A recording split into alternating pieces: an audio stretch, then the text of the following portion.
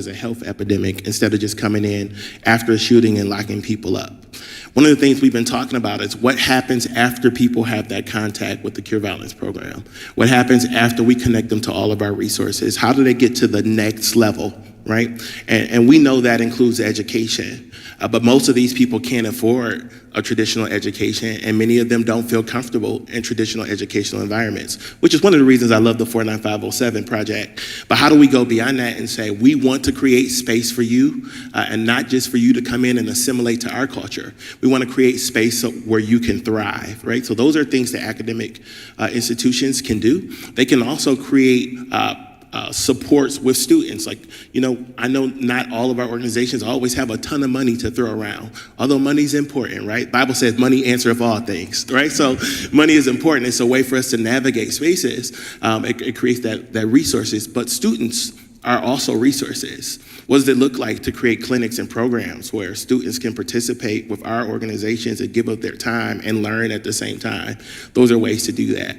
So outside of working with the city in that mode, I really want to talk about what partnership looks like. And I think this is where we struggle most of the time. Oftentimes we say we're partnering, but what we're really doing is coming in and trying to tell another space what to do. That's what we do, right? Like we show up and it's like, hey, we want to partner with you, and here's exactly how we want to do it. This is the role we want you to play. Here's when you can show up. You can't show up on this day, though.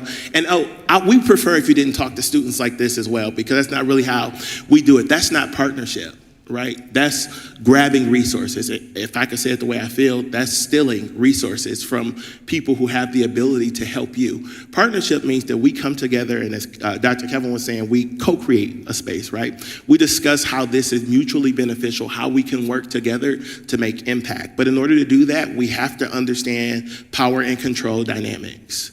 And I'm a straight shooter, so I'm gonna say it the way I say it, right? The truth is, in this country, we have power dynamics that have been ingrained from the beginning of America's existence. There's power dynamics related to economic power. There's also social capital, and then we still have issues related to race and ethnicity.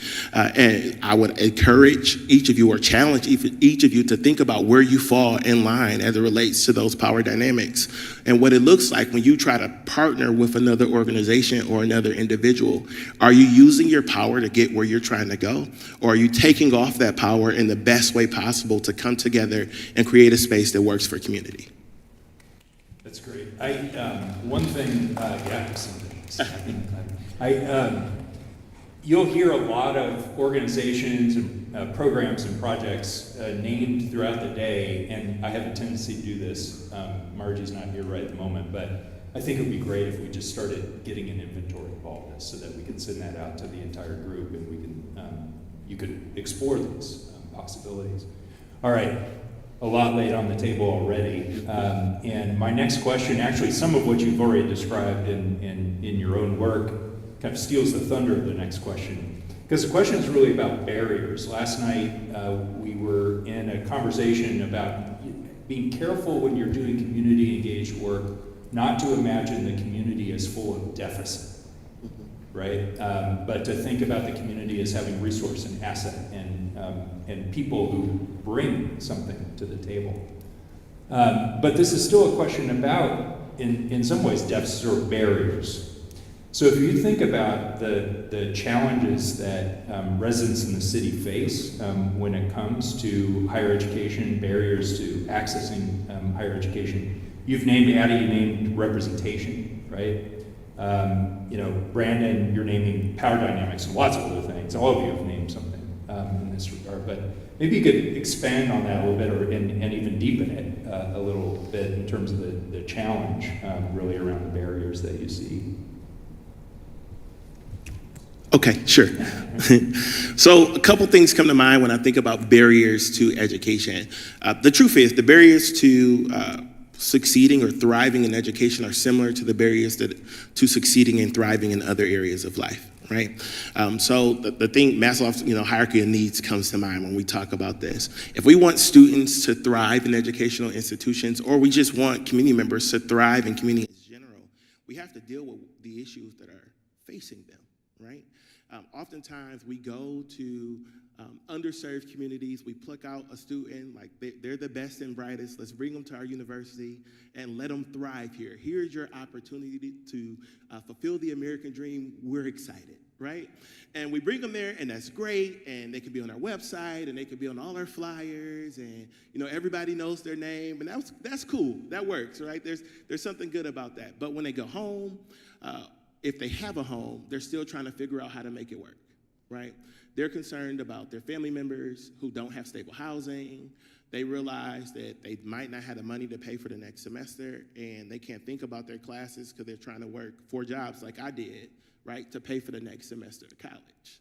So really, the social determinants of health that we talk about are directly connected to the social determinants of everything else.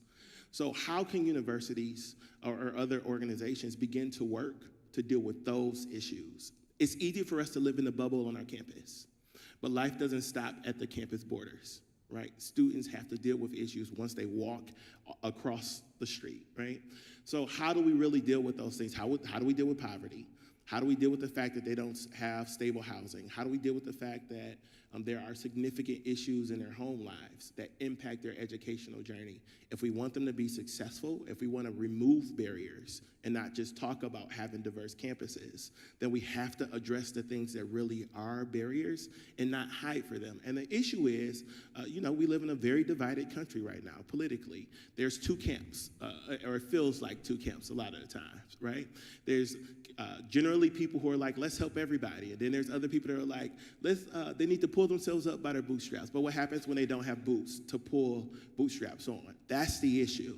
It's a core foundational way that we approach assisting people. We can't assist them based on what we need. We have to assist them based on what they need. I'm trying to see.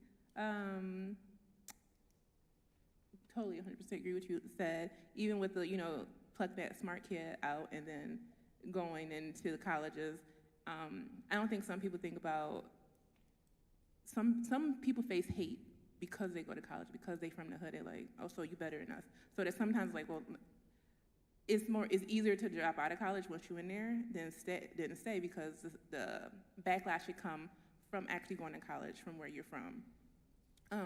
I would also add some of the barriers people face while they're in college, especially if you're Black and you go to mostly white college. There's so much racism going on. Even today, I heard about there's a student here in the Grimes area.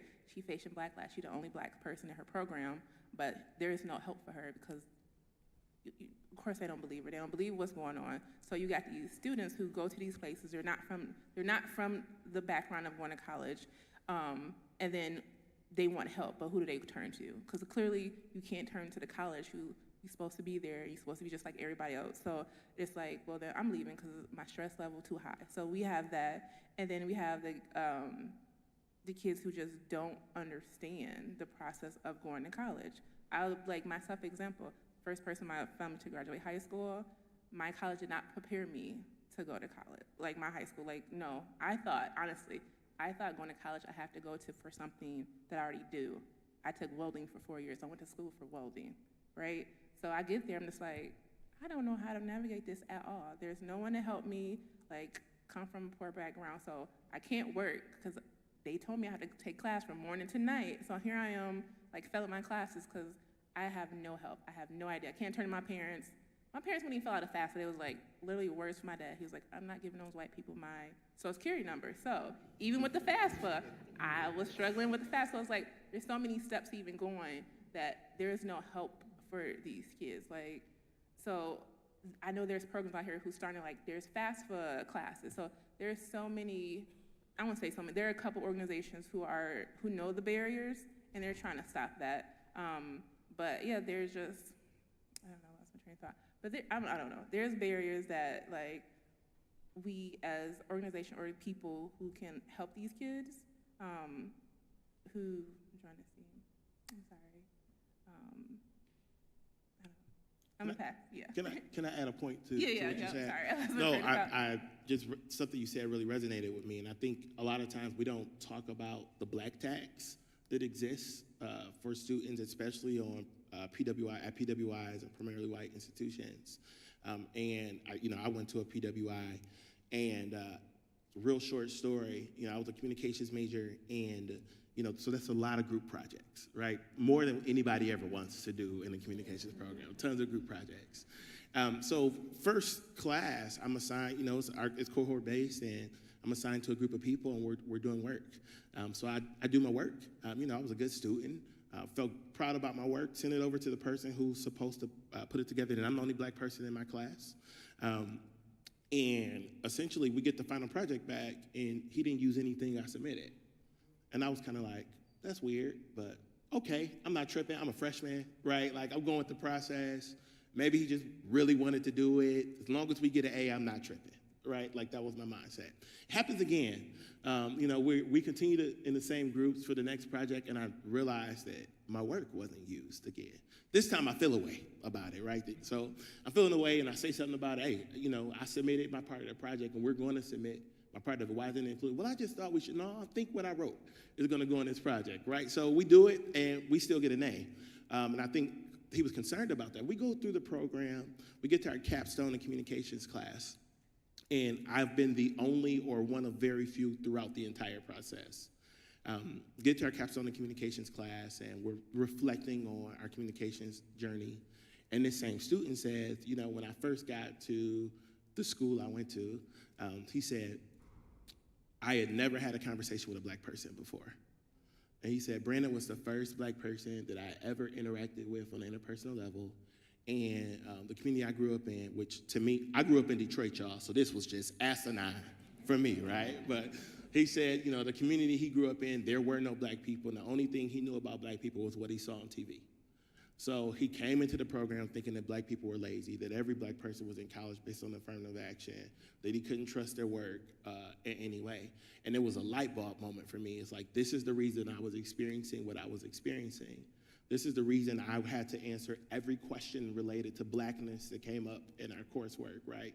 Anything that was other than the majority became my responsibility. It became my tax. If we want to make students comfortable in our environment, we got to be aware of that tax that they carry. And then here's the part, and compensate for it. And that's the responsibility of academic institutions. It's not the black and brown student responsibility to make themselves comfortable. It's not their responsibility to compensate themselves for the tax. It's the university's responsibility to figure out how to navigate the space so that those who are carrying that tax either receive a benefit from it or the tax is removed.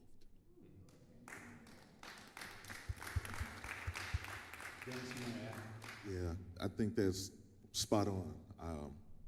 I had a similar instance when I was in college. I'm not going to go into it right now, but it just is something that we walk around, and for many of black and brown students, it's already ingrained in you that this is what you have to experience and you have to overcome. We feel oftentimes like we have to be better, we have to be more, we have to be extra in order to be considered as equal. And when we're talking about these barriers, in Brandon referenced Maslow's hierarchy of needs, a lot of times one of the barriers that never gets mentioned is access. What is the access? And I think Addie was kind of going down this road. What is the access that we get to help? What is the access that we get to resources?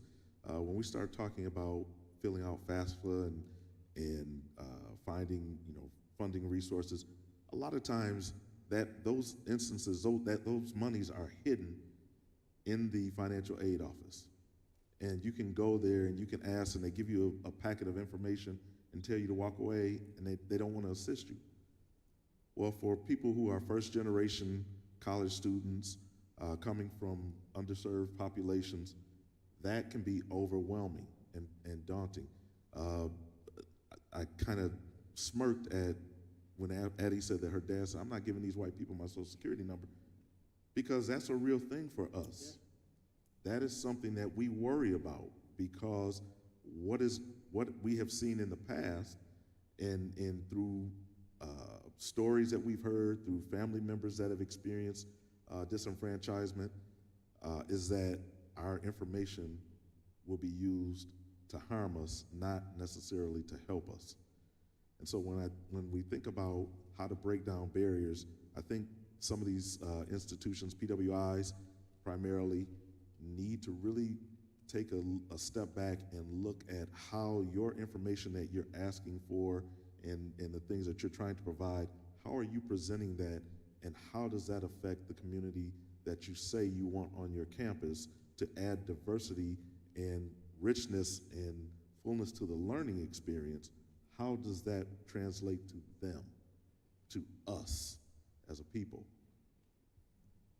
So you've mentioned some of these social determinants, many of which are those basic needs, right? And Addie also noted the challenges sometimes of even imagining the possibility. And I wonder if we could just dwell on that for a minute. And this is a little self-indulgent, but the work that we did, that you've been a part of, Addie, one of the themes that we kept hearing is that, for community residents, we had a very strong sense of the importance of higher education. That wasn't the problem, right? They could see higher education might matter in whatever form it took. Or let's just say education mattered in whatever form it might take. They also had goals in life, right? They wanted to have community impact. They wanted economic vitality. They wanted those things. But it was sort of figuring out what's the pathway, imagining the pathway, right? From one thing to another, from education to those goals. So I wondered, while you think about these barriers, how can universities help with imagination? We have ways of marketing our universities, of talking about what we do. They're trying to help people imagine a path. But I hear part of what you're saying is maybe we don't do a good job of that when it comes to folks who maybe look at a university as a place where pathways go to die. And so I'm wondering how we overcome that. I know that's a huge question. But are there even small steps, small things that we can do? I feel like the 07 initiative is like a great first step. So, like Kevin said, when they came to their neighborhoods, I live in 07 area. I've been there since I moved to Grand Rapids about like 16 years ago. So anytime something comes from my neighborhood, I'm nosy. I'm a community health worker by heart. So I'm like, what y'all doing here? Like, for real, like, what we doing here? So when I came, it was like the idea of like, it was like college for the people to live there. So I'm like, great, like, okay. And then they were getting feedback. So they didn't come to talk, they came to listen. And in that area, I will say, a lot of people come to 07 underserved areas just to talk, and they say they listen, but they're just here to tell us what they're going to do versus actually listen.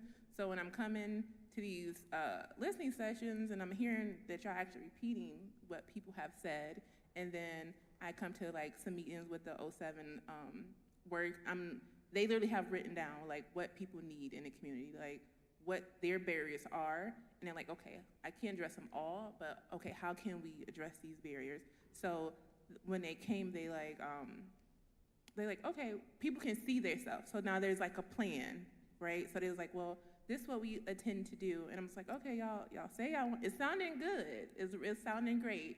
Are y'all really going to do it? And then next down there, it was like, oh yeah, we already got like people. We got like professors want to be teaching. We partner in the neighborhood. The students who got accepted will be like a student at Calvin. So these people get to see themselves as a college student, but like not just thrown into college work. So now we have people who like maybe like said maybe who's like interested, like, okay, I wish I could go to college. I don't know how to navigate it.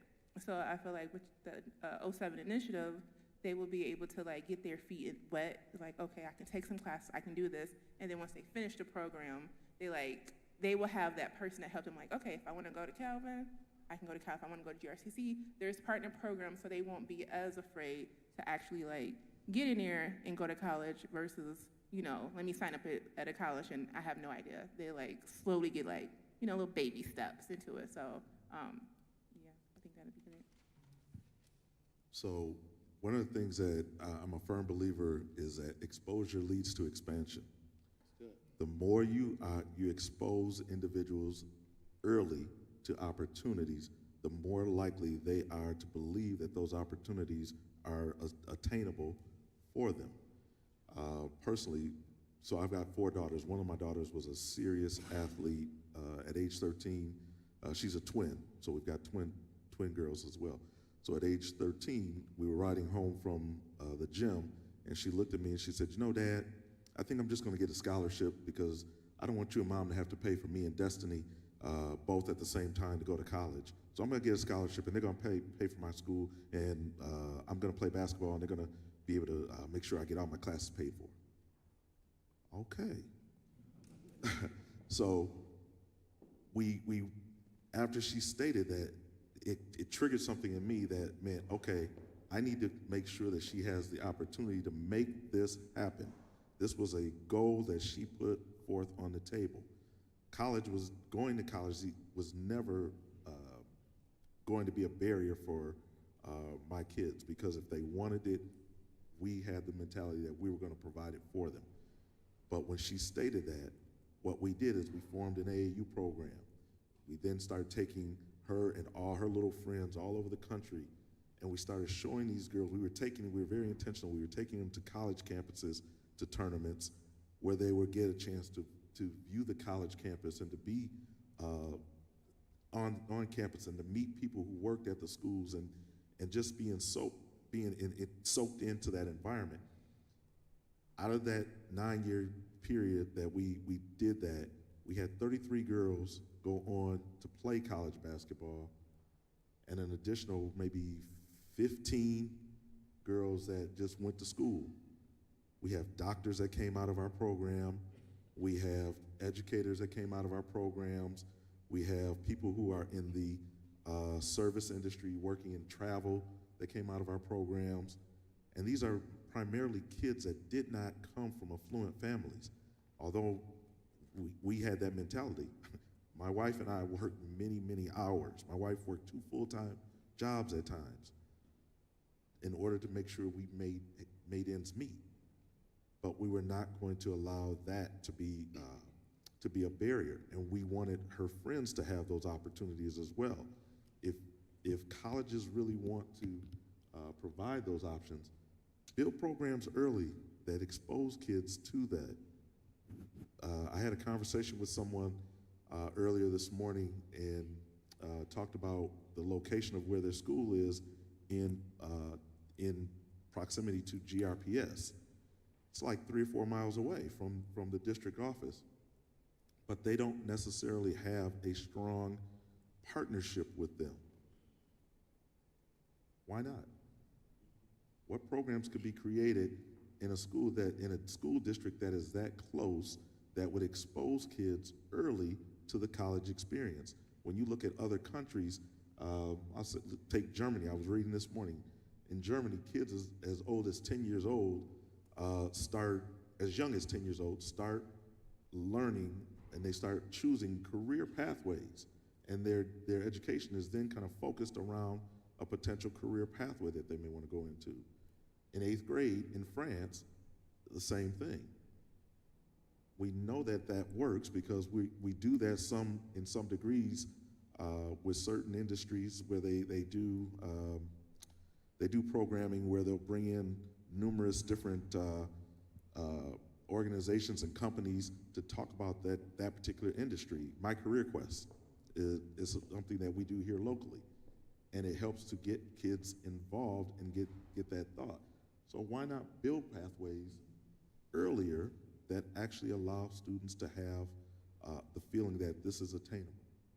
That was another thing I just mentioned as part of that effort with the listening sessions. We heard over and over about the intergenerational discussion, right? I sort of went in thinking we're going to hear from adult learners about particular kinds of needs and dreams that they have. But most of those dreams were framed in terms of the intergenerational, their kids, right? How will their kids get exposed to a path of higher education? So you've just described a bunch of ways that we can do that better. Oh. Brandon, you want? Oh.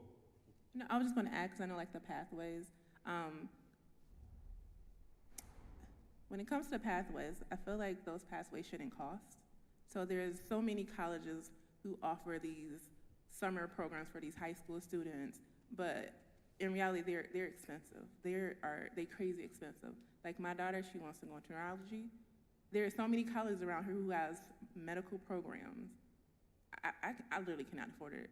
luckily this year GRPS did a thing with Spelman where they will let these kids go. If they got accepted, they paid for these kids to go like either a month program or a 2-week program, and GRPS paid for the flights, whatever they needed, they paid for it. But these kids, I went to a meeting, these kids who got accepted, if GRPS did not pay for it, they would never have been able to go. So it's like, colleges want to say, oh, we have these programs for these students. These students can't afford these, like, it's like what, $3,000 for my daughter to go for 2 weeks. She's 15. Like, it's 2 weeks, and then I have to fly her there. So it's kind of like, people want to say there's pathways. Like, we have this, we have that. But who is it actually for? It's not for these kids I'm not saying all kids need it, but these kids we need to get out here who don't have access to or can't see college. Like, if y'all want them to experience it before they get thrown in it, offer some of these programs for free. Offer, let them come stay on campus for like a week. Even if they live in Grambling, let them come and stay on campus for a week and attend a summer class, but don't charge them for it. That's the big thing, like, let them come for free, because they won't never come if they have to pay for it, to be honest. I think that's awesome. I agree with all those things you said. I think a space we just have to talk about is trust, right? Like, why are people seeing your commercials or seeing your programming and not becoming a part of it? It's because they don't trust you. Deep breath, right? Like, let's take that in for a second. It's the real reason. There's a breakdown in trust because of institutional harm, and that's happened over years and years and years and years. If we really want to move forward, we got to do the real work. And it's tough work. It's hard to sit in what we've been. When I say we, it's the collective we, right?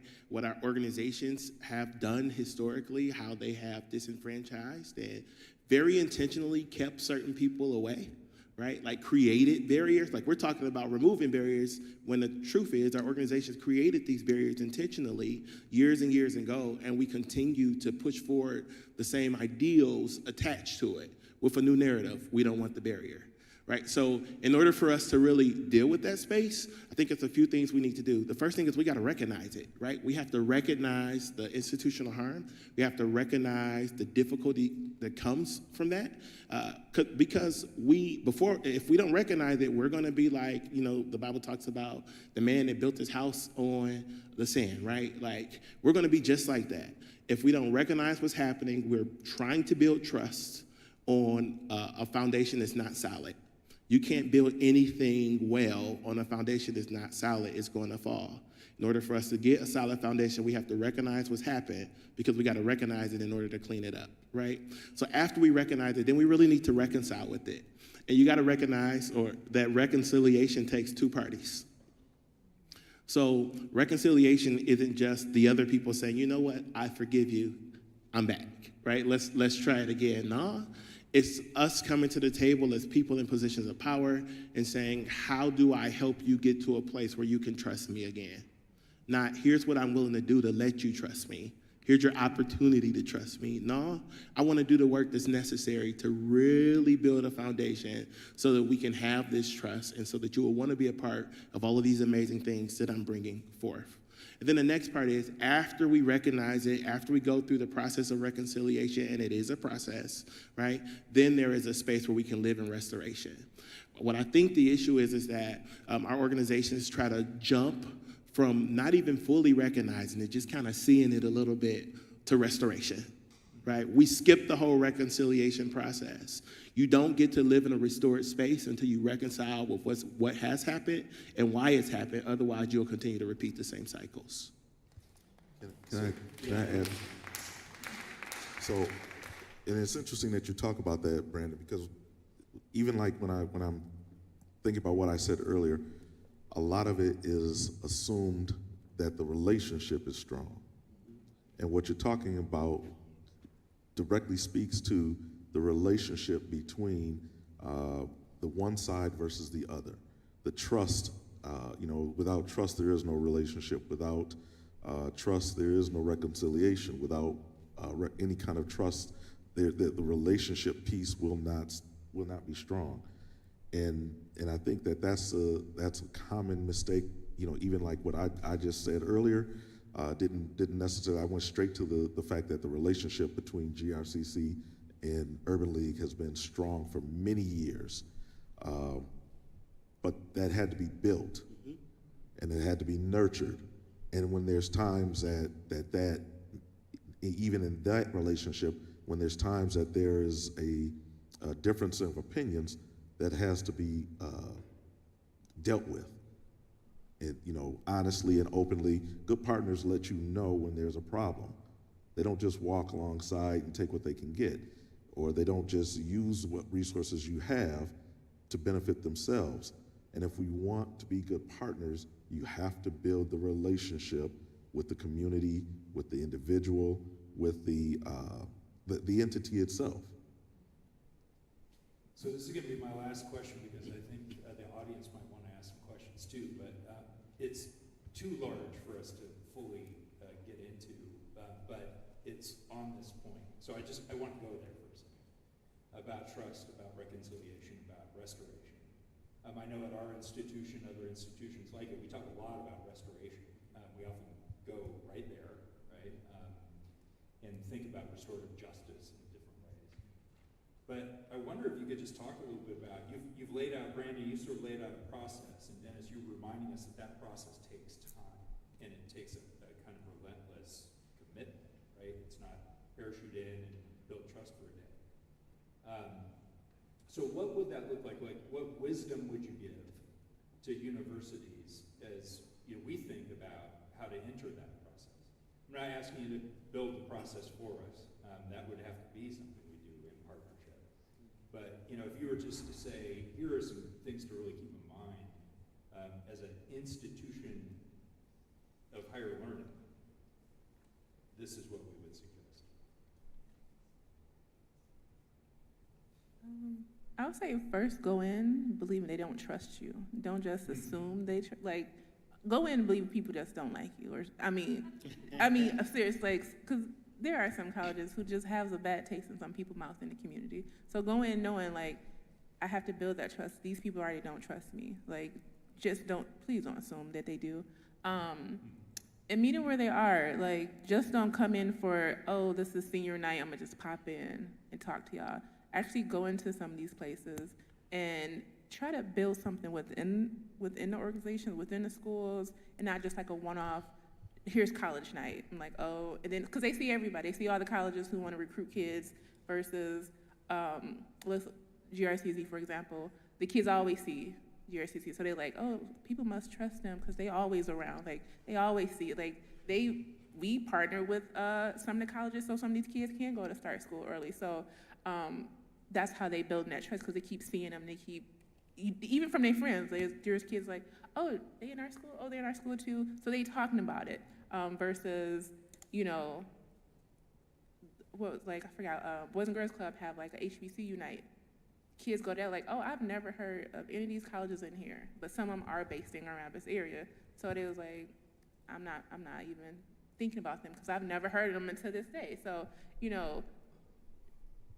like I said earlier, just go in thinking they don't trust you, and how can y'all figure out how can they trust you with what you got? Yeah, I think also just when you're going into these spaces, find out what the needs are. Don't go in with just your intent that I've got something and it'll be good for you guys, and you should partner with us or you should come alongside of us. Find out what their needs really are. Find out how you can assist with those needs. Maybe it's not necessarily something that you're set up to do, but you have resources, you have relationships that you can refer to these spaces that will help them to be able to answer some of their needs, so then it may be a little bit easier for them to hear you and then begin that trust. Yeah, I think that's all true. And I am reflecting on many times I've seen organizations come to community, and with good intention. Oftentimes we call it, they put on their white savior cape, right? They show up in community I've seen harm, and I'm going to use my power to make a difference, which is a great thing, right? It's great to do that, but what you have to understand when you come in is that you're never going to be the expert on my lived experience. You cannot, I don't care how many degrees you have, right? Like, you are not the expert on my lived experience. And I know that's tough for us with advanced degrees who operate in spaces where we're usually considered an expert in our fields. So oftentimes, and myself included, we speak like we're experts in everything, right? So you answer questions like an expert because you're trained to answer questions like an expert. But when you walk into these spaces, you are not an expert on the lived experiences of the people sitting across from you. And if you speak to them like you're an expert on their lived experience, they're done at that point. They might stay for the rest of the session, but they are not interested in what's happening after that. So we have to leave our expertise. And that doesn't mean leave your credentials or anything like that. That's not what I'm suggesting. It is not so much about, trying to make yourself seem like you're one of them. That's not the way to navigate that either. It's about recognizing your power dynamic again, right? And sitting that to the side and saying, I'm here to learn from you. But in learning from them, here's the other issue that often happens. We're doing this thing that's extraction without compensation, right?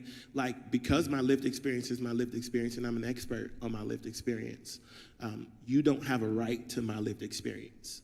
You don't have a right to my expertise in the same way that I don't have a right to your expertise. When somebody comes to me for a consultation regarding a criminal case, there is a charge associated with that, because that is my expertise, right? And unfortunately, unless I'm in a pro bono type mood, they're not getting that for free, right? And it's the same type of thing when you go into these communities and you begin to connect with community members. They're not obligated to give you their lived experience. They're not obligated to share their expertise. We approach that as if there's no work related to it. No, it's been work to live in poverty my whole life and try to claw above. It's been work to rob Peter to pay Paul. It's been work to raise my children as a single parent. All of this has been work. And now you want the benefit of my work without compensating me. That does not work. I'm not interested in that. In the same way, you don't want to come to work without a check? Come on. I'm not going to work without a check. It's not, I'm not interested in going to work without a check. I'm also not interested in sharing my lived experience without you coming to the table and saying, and here's what's in it for you. Here's what's in it for your family, and here's how we can make a difference. So I think those are some of the things we need to think about. We got to think about the fact that we're not experts.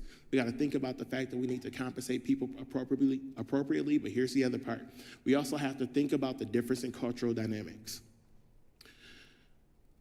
We're in West Michigan, there's West Michigan Nice, and there's a lot of expectations about how people should interact with each other. And not all of that is bad, right? Like, I can appreciate some of the West Michigan niceties, but again, y'all, I'm from Detroit. We just talk a little different, where I'm from. And one of the things is that we're taught to be straight shooters, to tell it like it is. And that doesn't always sound the way that we want it to sound, right? They might not speak in a way that fits with your definition of what's respectable or respectful. And we have to enter those spaces recognizing that our cultural norms are different. So your expectations can't be put on them in the same way that their expectations can't be put on you. You have to come in and create some type of group dynamic, some type of group understanding. What is normal for you may be completely abnormal for me, right?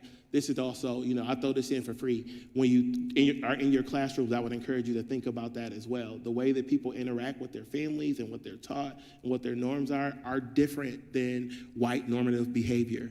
So when they're entering those spaces, things that you may think are unruly or disrespectful or just not okay are very normal on a day-to-day basis in their homes and with their families and with the people they love and work with. So when we navigate these community spaces, keep the cultural dynamics in mind so that you're not offended, because if you're offended, I will feel your offense and you're going to get something you don't want from me as a result of that. Yeah. Well, this is rich. Can we just open it up if there are questions or thoughts? Yeah, please. I have a question. I know that, I'm a community health worker, and it is easy for me to go and talk to people in my community to offer community health work through Calvin University, but it's harder to come to an organization and say, I have these Calvin nursing students, because they don't know what color are these students that you're bringing to us, and I know a lot of times a lot of organizations work in silos, but what suggestions would you give for universities when they're using community health workers in the community to form relationships with nonprofits that benefit the community as well. So like UCC. Addie, I'm talking to you.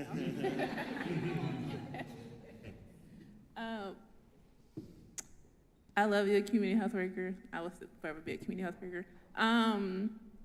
When you come in, you're great at introducing. Like when you told me about it, I was like, okay, girl, we got some community health workers. I did say, I was like, are these some white people? You want to come into like the area? I'm like, okay. But I love that you bringing them in, because like I would hate for them to be community health workers who've never been around the population they've been to serve. So it's great that that's even happening. I would say, like, for us, I mean, I can't speak for UCC because that's a whole different ball game. But like, even, because I've been a community health worker until till a year ago. So we did have a white community health worker who was dropped into like the Latino and the Black area that I worked.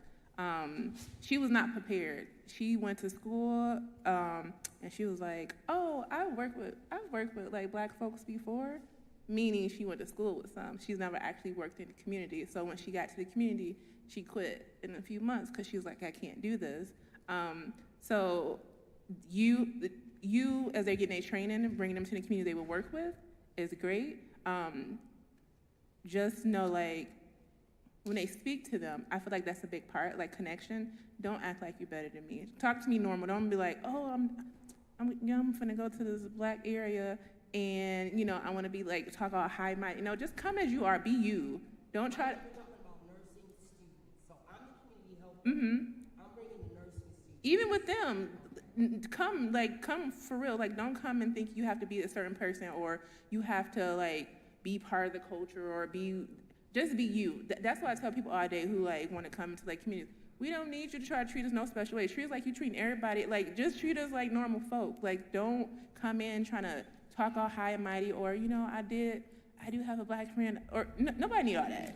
Literally, I don't. That is funny. I don't care. Didn't I start looking at you sideways? I'm not being honest. Like, I won't trust you when you start trying to tell me all these people of color that you know. No, just come as you are. Like, be real.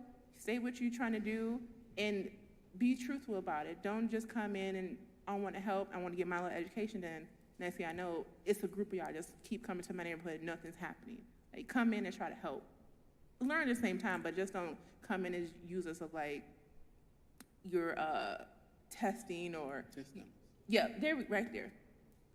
He said. So having worked with a lot of nursing students and community healthcare workers, we actually have a program right now where we're helping people get into that work. One of the things that I think is essential for them to understand is your cultural biases that you have or your belief system, that you leave it at home. Understand that Black and brown people are not a monolith. You are not going to meet one of us and think you know all of us.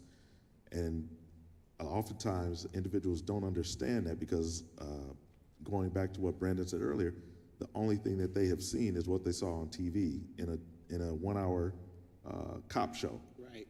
in Law and Order. So so that's something that I think we need to do a better job of helping, especially in the healthcare, individuals that are taking healthcare trainings, classes and whatnot, helping them to understand that people are just people. The skin that we're in provides a richness that we have different experiences about, but at the end of the day, we want to be loved, we want to be respected, we want to be heard. And if you can come to us with those three things in either order, you're going to be a lot closer to achieving what your goal for interacting with us is. I just noticed the time, and so this maybe has to be our last question, even though no, but we'll have a break and maybe some opportunity to interact a little bit. Great, thank you. Thank you so much. I've been thinking about foundations and how sometimes on our own campuses, maybe we're not doing a great job listening to each other first. So maybe we need to talk about that. Last night we talked about, instead of addressing these communities that have been harmed, can we address the communities that have been doing the harm? And I'm thinking about your story, Brandon, about the student and how some education around white privilege in this young person's first year might have been helpful. I did the Healing Racism program through the city like 20 years ago. I think that's still happening. Do you have Gold Star programs, anti-racism programs that you would recommend for everyone, but particularly us white people? No, great question. So first of all, I agree with you. I think we do have to do, it's a both and, right? Like we need to do the work with the people who have caused the harm and continue to cause the harm. I think it's important that we say that. We continue to cause the harm. It's still happening. It's not just a thing of the past. And also with the people who have traditionally experienced the harm and continue to experience the harm. I think there's a lot of great individuals who do some work around these spaces. At the city, we offer some programming, and we're more than happy to partner with organizations to bring equity trainings and things of that nature out. So you can contact my office, 616-4564-OPA, if you're interested. If you're interested in that stuff. But there's some other people. Dr. Sandra Upton is one of them, who has an amazing program. I'm actually excited to sit through it officially, but who's written a book around these spaces, and she's a Grand Rapidian and also offers cohort-style support around there. There's the Brigham Group in Grand Rapids that also does similar work. And then the UCC is really skilled in these spaces. That's the Urban Core Collective, for those who may not be familiar with that, are also really skilled in those spaces. And we can get a more exhaustive look. There's some faith-based equity trainings that I do as well, if anybody's ever interested in those type of spaces. So there's lots of opportunities. Sandra Upton, Dr. Sandra Upton.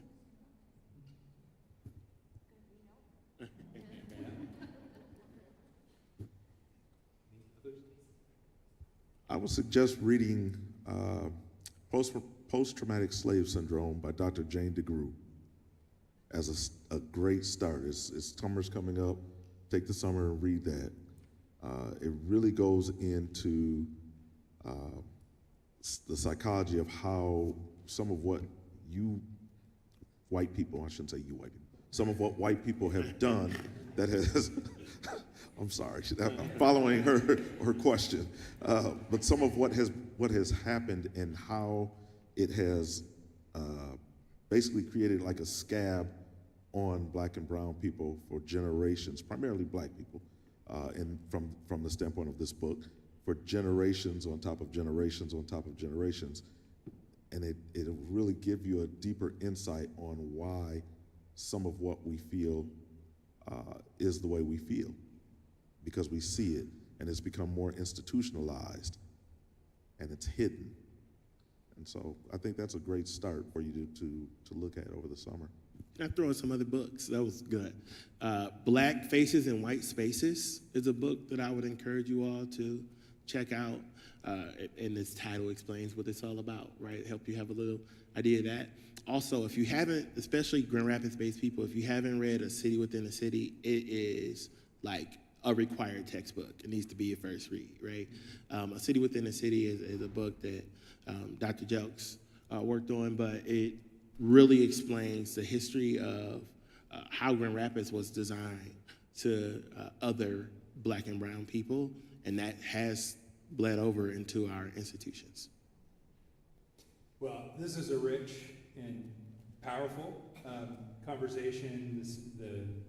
The constructive kind of wisdom that you brought to it and challenge that you brought to it is going to really set us up well for the conversation today. So we are very grateful. I think I can speak for everyone in saying we're very grateful for you to be here. Brandon, I am very aware, as I think you know, about this challenge of extraction. But if you are here for about 15 minutes during the break, so that if people have questions that they can respond to, that'd be great. Then it goes for all of you. And if you could just join me in thanking our panelists today.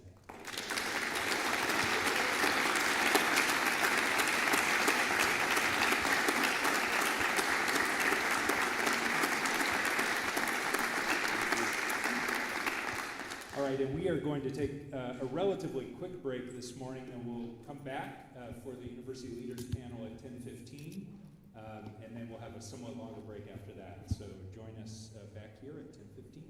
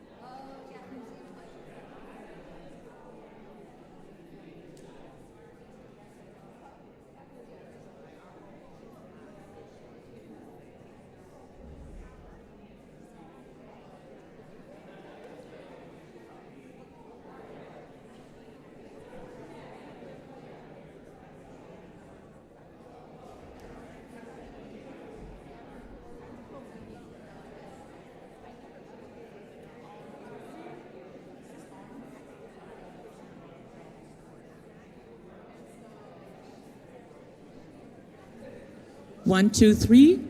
Yes, it's on. Ladies and gentlemen, may I ask you to take your seats again as we are continuing with our second panel. Why am I using? There we go. Let's wait until everybody is back in here. Got my legs. The great thing is, there will be plenty of time throughout today and tomorrow to continue the conversations. Really, the panel discussions are just but a beginning for this constructive dialogue that we have all been looking for and that we wish to continue over the next 2 days with all of you, and hopefully also with the communities that you will be going back to. So you are all the pioneers, you know that, I hope, who will be bringing back the ideas, the thoughts, and the newfound knowledge from this conference into your campuses, into your communities, where you live, into your neighborhoods. I think I got them all. So, good morning to each and every one of you again, and thank you again to our panelists from the city and community leaders, Brandon, Addie, and Dennis. Thank you, thank you, thank you.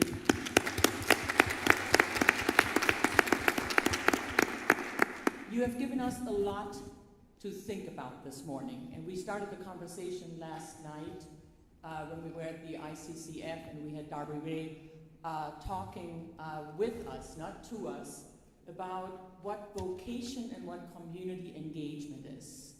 And our wonderful panel, who I'm going to introduce in just a moment to you, for them and for all of you, I would like to move this conversation that we are continuing, this dialogue, into the realm of vocation, thinking about vocation, thinking about our calling, our purpose in life, the meaning that our life has and that we seek to also bring to our students and to our communities. And again, please give it up for Nephew, who was so wonderful and kind in making this conference possible even for us. We wouldn't be here if it wouldn't be for you, so thank you, thank you, thank you again. So let me introduce our wonderful panel. These are the leaders from our local colleges and universities, and I'm going to start from the outset because that's the one who I know best. So Dr. Alicia Cordova is the ninth president of Aquinas College here in Grand Rapids, from the Dominican, our Dominican home as I call it, and she is our first female president and our first Hispanic president, Spanish-speaking president. And you will see the reason why I'm mentioning this is because we talked about intentionality and going out into the community and making the first step in connecting with our community. And yes, it is important that we then also look at connecting points with our community. So I'm not only talking about the Hispanic community, I'm talking about the entire diverse community in Grand Rapids and in West Michigan. And with Dr. Cordova on board at Aquinas College, we will definitely go in that direction. So thank you for being here, Dr. Cordova. And now I need to read a little bit, because even though I do know you, Greg Elsinger is the interim president of our host institution here at Calvin College. And Greg has been the interim president as of this year, but he also has quite some experience in a space that really needs to work with community engagement. And that's the advancement space, because reaching out to our philanthropic community, to our businesses, to the folks who are working with us, the colleges and universities, Greg is very well attuned to all of that because he has experience in that space. And he also was before the director of the Global Engagement at Partners Worldwide. So I think that Greg can also share some more knowledge with us as how we make these connections and how we make them not only intentionally but long term, instead of just coming in and then leaving again. So certainly our leaders here at the college know quite a bit about that. And who would know more about it than Dr. Sheila Jones, the newly minted provost of Grand Rapids Community College. Congratulations again, Sheila. And she's also the vice president of academic and student affairs, and Sheila certainly knows. She has been with GRCC for a good 12 years. Almost eight. I was jumping ahead. But Sheila certainly is in a space that we also already heard from Dennis and Brandon and Addie, that is slightly differently attuned to the needs of our wonderful city of Grand Rapids and of West Michigan. The reason why we have all, well, give it up for all of the leaders. Welcome to all of you. The reason why we went back in September, Cornerstone University, Jason, where are you? Where's Jason? Is he here from Cornerstone? Thank you, Jason. So Cornerstone, Kelvin, and Aquinas, we actually worked together on this wonderful, building this conference together. And then we also looked at not just only having the leaders of our own colleges and universities represent, but looking outside. That's the whole point of meeting people where they are. So looking outside, like, who else can we invite to participate? So we're really, really happy that we are having one of our public community colleges and two of our faith-based institutions here in this dialogue that we are continuing. I want to start us off with a quote from Frederick Buechner, and I should know this by heart, but it's about vocation. And when I went to the national conference in Atlanta, it really resonated with me. This was in March with my dear colleague Bridget and a few other colleagues from Calvin and Aquinas. Vocation is the place where your deep gladness and the world's deep hunger meet. Let that resonate for a moment. Vocation is the place where your deep gladness and the world's deep hunger meet. So I want to phrase our conversation with the college and university leaders within that space of vocation, of why we're doing what we're doing at our higher institution places. We're educating students, that is correct. We all do. And we all have wonderful programs, we have great faculty and wonderful staff and all of these great things. But we do need to pause and ask ourselves, what is it really that our students, after they are graduating in 4 or 5 or sometimes 6 years, what do we want them to leave with? It's not just a degree. Of course they get that. It's not just the GPA. They'll have that too. It is really the soul-searching part of what is it that you, the young man, the young woman, the young person, what are you supposed to do in this world? How are you supposed to make a difference? What is your calling? What is your purpose? What is the meaning of your life? This all centers around vocation and community engagement.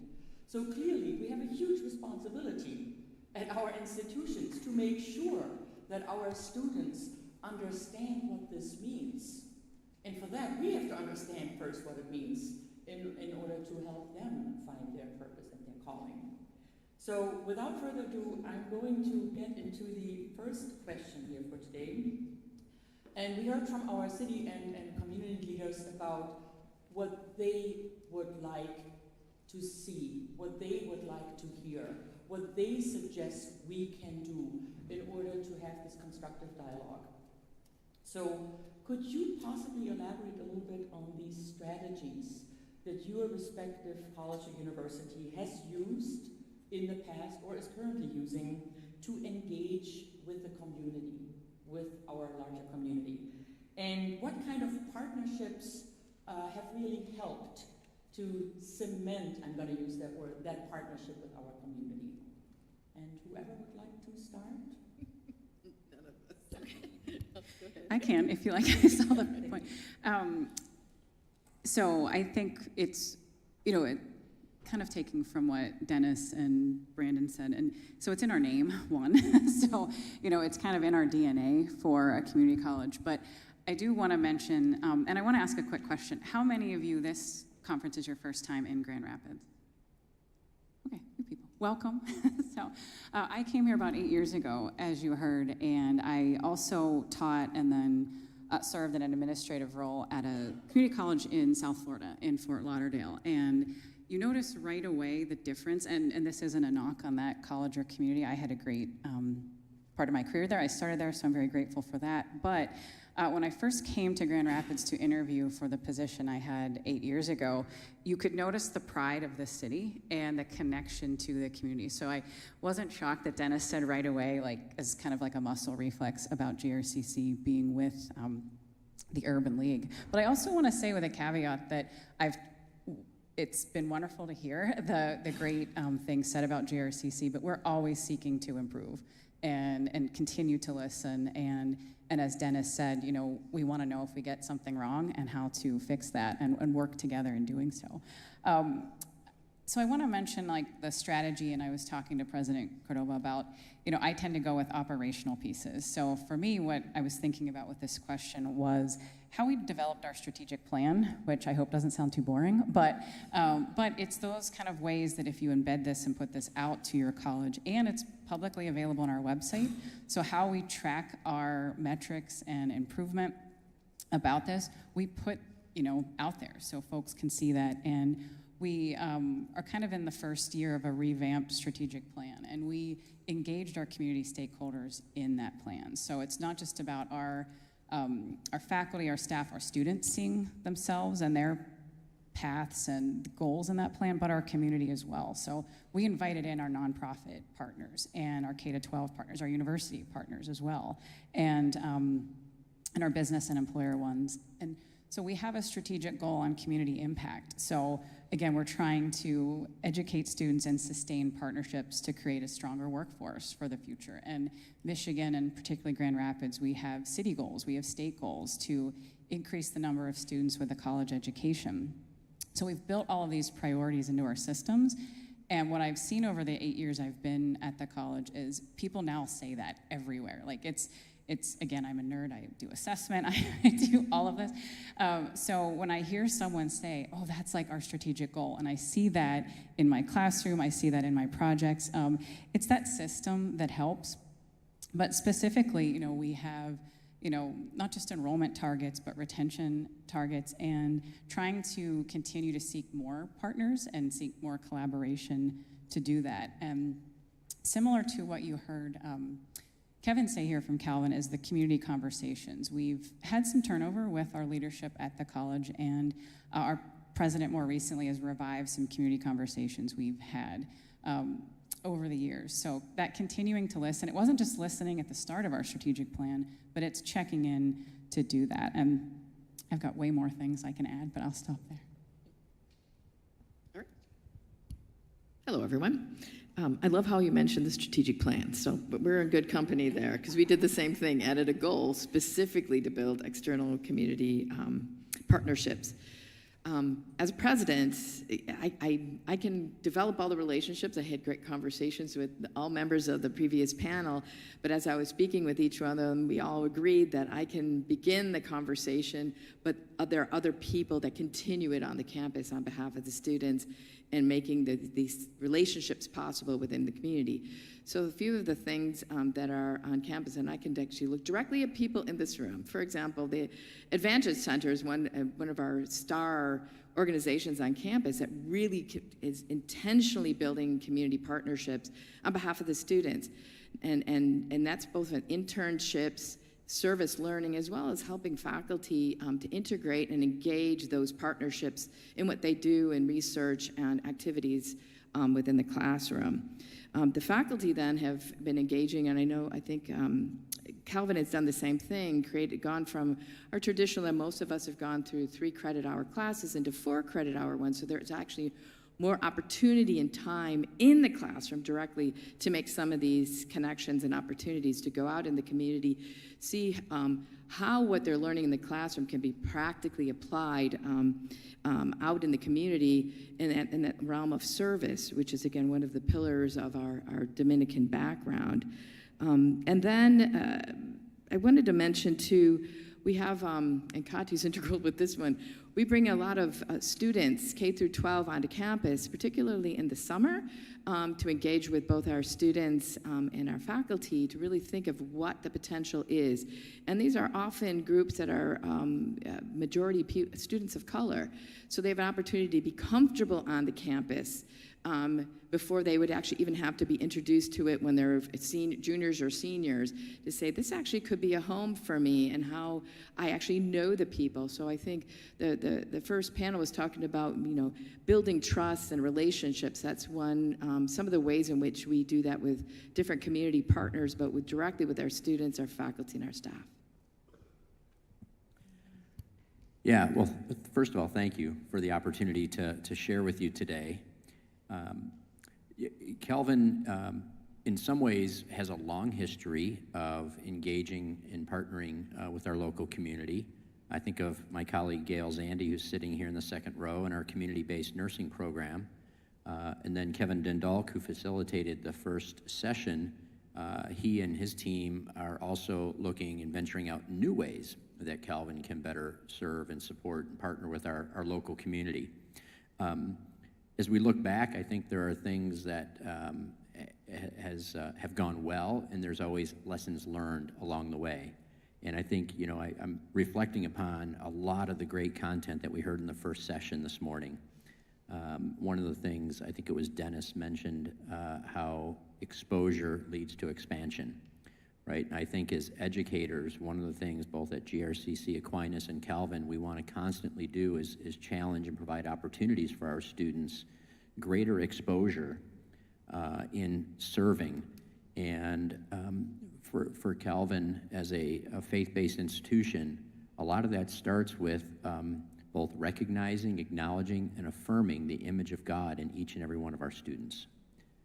And during the 4 and sometimes 5 and sometimes 6 years that they are with us, coming alongside them in ways that cultivate those gifts, I kind of look at it and say, how has God uniquely wired them for service in his kingdom? And how can we provide community partnerships in ways that help them understand those unique ways? So to go back to the Frederick Buechner quote, right, where their gifts can best meet the world's needs. So whether it's community-based nursing, we have a long history in education, right, of equipping teachers in many different settings, from public to private to homeschool, both serving locally and internationally. And then also environmentally, one of the longer standing programs at Calvin has been Plaster Creek Stewards, where we partner with our local community in the Plaster Creek watershed, which is for those in this area, the watershed that many of our local communities live in, partnering with neighborhoods. So I think there's some things to celebrate, but there's also so much more to learn from. And that's where we're constantly in this. You want to look in the past and learn what has worked well, but with a constant eye toward the future as well. And I'll just mention this because Katarina referenced it. So prior to coming to Calvin 6 years ago, I spent 10.5 years working for a nonprofit organization actually based here in Grand Rapids that does economic development work around the world. So it's really serving underserved communities globally around the area of economic development, entrepreneurship, and job creation. And one of the things I learned, one of the many things, is this is a long-term game, right? Transformation does not occur quickly, but there's also, there was a beautiful quote when I first joined this organization and started working with communities in Latin America and East Africa and Asia. There's a great quote by a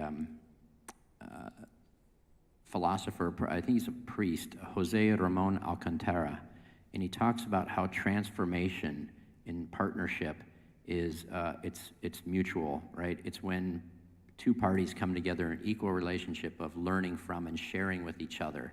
And that's where true transformation occurs. It's reciprocal. And I hope as we continue to think about what we've done in the past and what we're feeling to do in the future, that it's this reciprocal transformation that really is the most powerful thing for us. Thank you so much. Picking up on building community and building relationships with students, and centering this within the framework of vocation again, could you talk a little bit about, we all have our very distinctive ways at our individual schools of how we talk about calling, how we talk about purpose, How about we talk about the sense and then the meaning that our life should have, especially our students going out in the community and being this transformative power that then continues the work that we have started in college.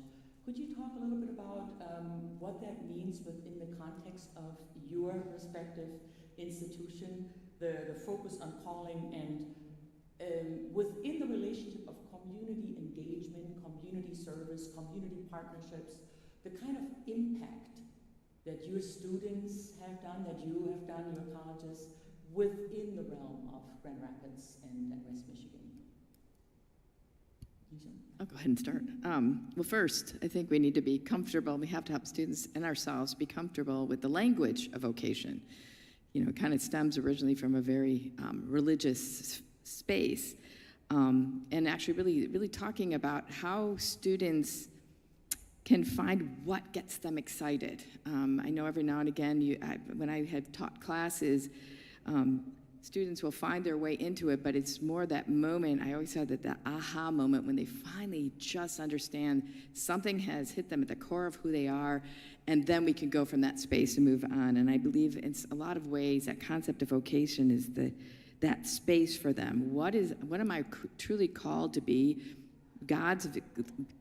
What he has put me on this earth, what are my special talents, and then how could I then use those to go help and serve others?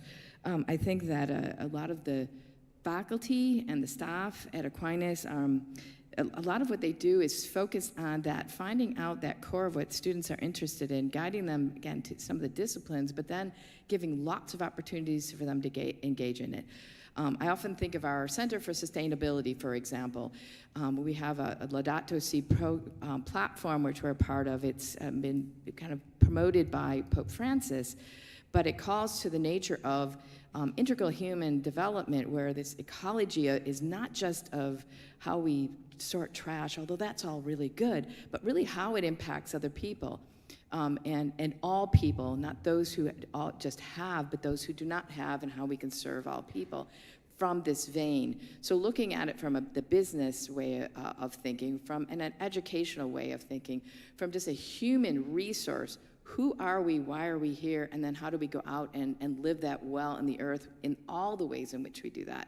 So I think that at Aquinas, we look at this concept of vocation is how it kind of filters through everything that we do, and then how we can go then out and help students not only graduate with this desire to help serve on all these different levels, but really looking at it purposefully and intentionally within the classroom, how we can engage that topic and almost use Grand Rapids in some ways and help the various communities as almost, rather than looking at something as something distant from a book, but how can we really do this well with the people that are our family out there in Grand Rapids. So I believe it's a core of who we are and the various ways in which we do that from that lens of vocation. Yeah, I would say, I probably touched upon it a little bit in my first response. I think it's, in many ways, as a faith-based institution, it's been foundational to kind of the educational experience at Calvin for many years. I even think back to my time here in the late 80s as an immature undergraduate student, not fully understanding the impact that the professors were having in my life. And it was only till later in life that I started to look back and recognize and fully appreciate and celebrate the impact that professors had. So just like you referenced, I think about the concept of vocation and calling is one that I believe is inherent in every one of our professors here at Calvin, in their teaching, in their advising, in their mentoring, in their guiding, shaping, and influencing young women and men to, again, think seriously about how they are uniquely gifted, how they are wired by God in certain ways. I've shared this with some of our team. I hope every one of our students, every single one of them gets to a point in their lives, because I'm experiencing this right now in my work, where you love what you do. You love what you do. You love why you do what you do, right? The mission, the why. And then you love the people you do it with. You love the people that you work alongside every single day. And if a student can get to that point where they love what they do, why they do it, and who they do it with, it's an amazing impact in the world when they show up each and every day to whatever God's called them to do. So yeah, the whole concept of vocation and calling is an important one.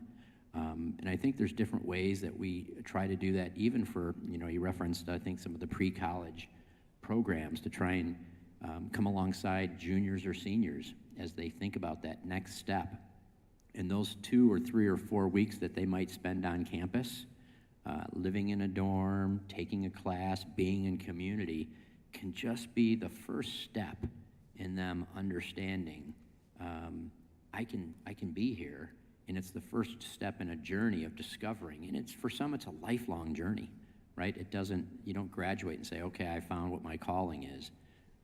I can only now look back and see how God has worked in my life, each chapter of my career, to prepare me for what he's called me to do next, even though you have no idea what that is. And I think that's a responsibility and a privilege that we have as institutions of higher education. I was thinking about mission when I thought about this question, as far as our college mission, and it's brief, so I'll read it. But so GRCC is an open access college that prepares individuals to attain their goals and contribute to the community. I think we're, as community colleges, unique in some ways because we really do everything. So, what you heard from Dennis and Brandon and Addie with everything from the workforce grants. So students are pursuing multiple pathways, multiple goals, and we serve students who are from high school. So not just the summer kind of bridge programs or camps, but our dual enrollment, our middle college, which is what Michigan calls for earning your associate's degree and high school diploma at about the same time. And then students, who are looking to reskill and do our workforce or job training programs. And that's a pretty tall order. And we can't do that without community partnerships. And the other thing that many community colleges are similar to GRCC in that 78% of our students are part-time. So, thinking about, Brandon, some of your message and others about, like, my college experience wasn't my students' experience. And because I went full-time, but I was a first-generation college student, so I didn't know how to college. And back then, the FAFSA was on paper. And I have a twin, so we didn't go to the same school, so it wasn't the same for each school. But all that's on my mind because, we do have a responsibility to remove these barriers. If we want to help a wider range of students, then if there are things that we can change, we should change it. And we also shouldn't waste our students' time. So it's very hard sometimes to think about with the requirements of programs, particularly those that are very specific, where it's not as easy to add a credit to a class because you have standards for a nursing program, for instance. But what can we do with our general education curriculum so students can see those experiences right in their courses? And Greg, I'm with you in the sense of the lifelong learning piece. I taught history to community college. Students were there for the nursing program, and that is true. I had 6 majors in teaching 8 years. So I knew they weren't there for my, history knowledge necessarily, but they were meeting a gen ed requirement, but I loved doing it. And, but it was because of that, they might have started the semester saying, oh, I don't really know if I like history, but by the end of it, they could see the value in it, even if it wasn't that day or that semester, but later. But it's also in the community partnerships, the business partnerships I mentioned before, but working with each other as our college and university partners, getting our credits to align. And again, I said I would be operations or technical in some of these responses, but that matters because every time we add credits to a program, we're adding time to a student's degree and to achieving their goals. And if we keep moving that goalpost, then they can't get there. And so we're always trying to recognize that and speak up about it. Thank you. I'm bringing our conversation back a little bit into the dialogue format. So when Dennis and Addie and Brandon talked about some of the themes that we are having at the conference today, so access and belonging. You will hear all about diversity, equity, and inclusion, but as of late, and not that late, the belonging portion, and you spoke so eloquently on that one this morning, is really, really important. I want to share just a very brief example of what happened some 3 years ago. Some of you may be familiar with Dr. Kelly Christopher. She's the CEO and founder of STEM Greenhouse here in Grand Rapids, and has done, I mean, she is a pioneer in her own right, of basically working with STEM Greenhouse to make STEM education accessible to Black and brown students. And 10 years ago I met her, but only 3 years ago I realized, when she invited me to go to the classrooms in the public schools to see what was not available. There was no water, no running water, there were no tables, there were no chairs, there was a room with the plaster falling off. You can't teach STEM, you can't teach anything in those rooms. And just around that same time, our wonderful Alberta's Hall of Science was done and completed, and Sister Damien, our Dean of Sustainability and Science, and we all got together, and she said, well, there is a community partner, it wasn't a community partner then, there's a group of students who needs a place, literally a place, a space, to do what they love, and that's STEM. There's us, we have the space. Why don't we just get together?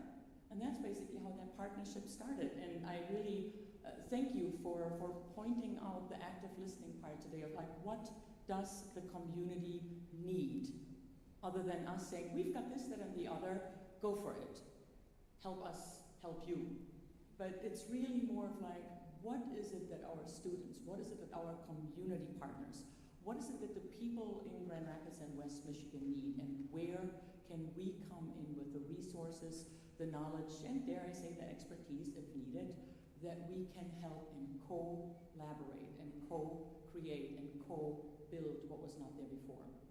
So I said that because my next question is going back into the realm of possibly also starting a response, a dialogue based on what we have heard this morning, and the harm that has been done, and the restoration that we are all in the process of being part with. So in a way, how would you say within your own institutional places, colleges and universities, emphasizing restorative justice is clearly an important part in all of your, in all of our colleges, I should say too. But how would you say, how can you apply this concept within the realm of community engagement and community partnerships? Or how could it be applied in the future? I know that's a loaded question. Go for it. Yeah, I'm going to try to start. I actually want to pick up on something Brandon shared this morning. And before I do that, I'll share, because we'll provide a little context. So our mission at Calvin is equipping students to think deeply. We want them to be critical thinkers, to act justly, and to live wholeheartedly as Christ's agents of renewal in the world. But one of the things that you highlighted this morning, Brandon, and I've thought about this before, is sometimes before renewal you need reconciliation, right? And I think there's such a, in some cases, a sense of urgency to partner and partner well, to do something, right? Either sometimes it's hopefully it's always well-intentioned.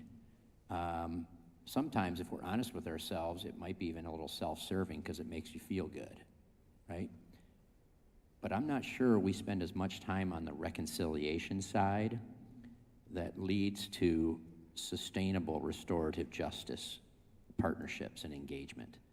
And so that's something I think we at Calvin need to think more about, is the reconciliation and trust building before we get to the renewal. We're all about the renewal side of things at Calvin.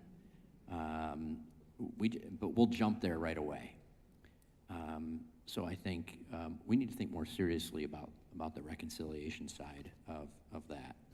And the other thing is not doing harm by trying to do good. And again, I've had a lot of lessons learned in my 10 plus years doing international economic development work, where the very best of intentions went in to do something good, and the unintended consequences were a lot of harm was done along the way in local communities and families. So just thinking very carefully about how we do that work, but also thinking about the reconciliation aspect.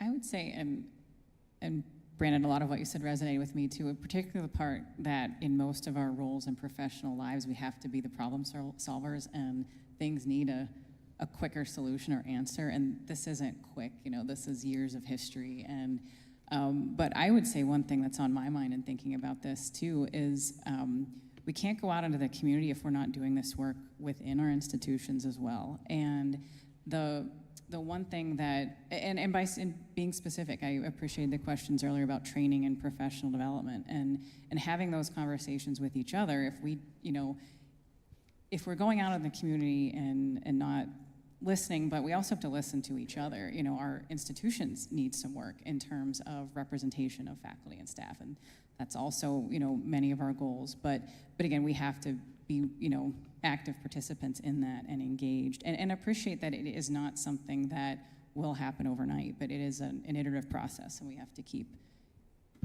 continually evaluating and learning and encouraging that space to do so. And that's hard and for many reasons, but it needs to be done and continued. Okay. I'm going to allude a little bit back to my introductory notes from Kati. I'm the kind of the baby up on stage, even though I'm a president. I've only been here for 2 years, but I've been in Catholic higher education for over 25. But coming into this town and becoming a president, all of a sudden my own life history kind of kicked me in the head of, because my dad passed away over almost 2 decades ago now, but the idea of him going, my daughter actually is the president of a college. That's unusual for a woman, and I'm the first in, over 100 some odd years at Aquinas College, and it was started by women. That's a curiosity. I also thought it really important to honor his heritage, which he was an immigrant from Spain. He could barely speak English and found his way through the system, hardworking, absolutely. But if it wasn't for my mother, who was also a teacher, helping him guide in the use of language and how it is not only spoken but written, was prevalent in my house. But when I got here, I thought about the people that now are only in the institution itself, but Grand Rapids, and connecting it with my own heritage. I gave my welcome. I had to videotape it because my Spanish is a little bit rusty these days, but I recorded it in both English and in Spanish.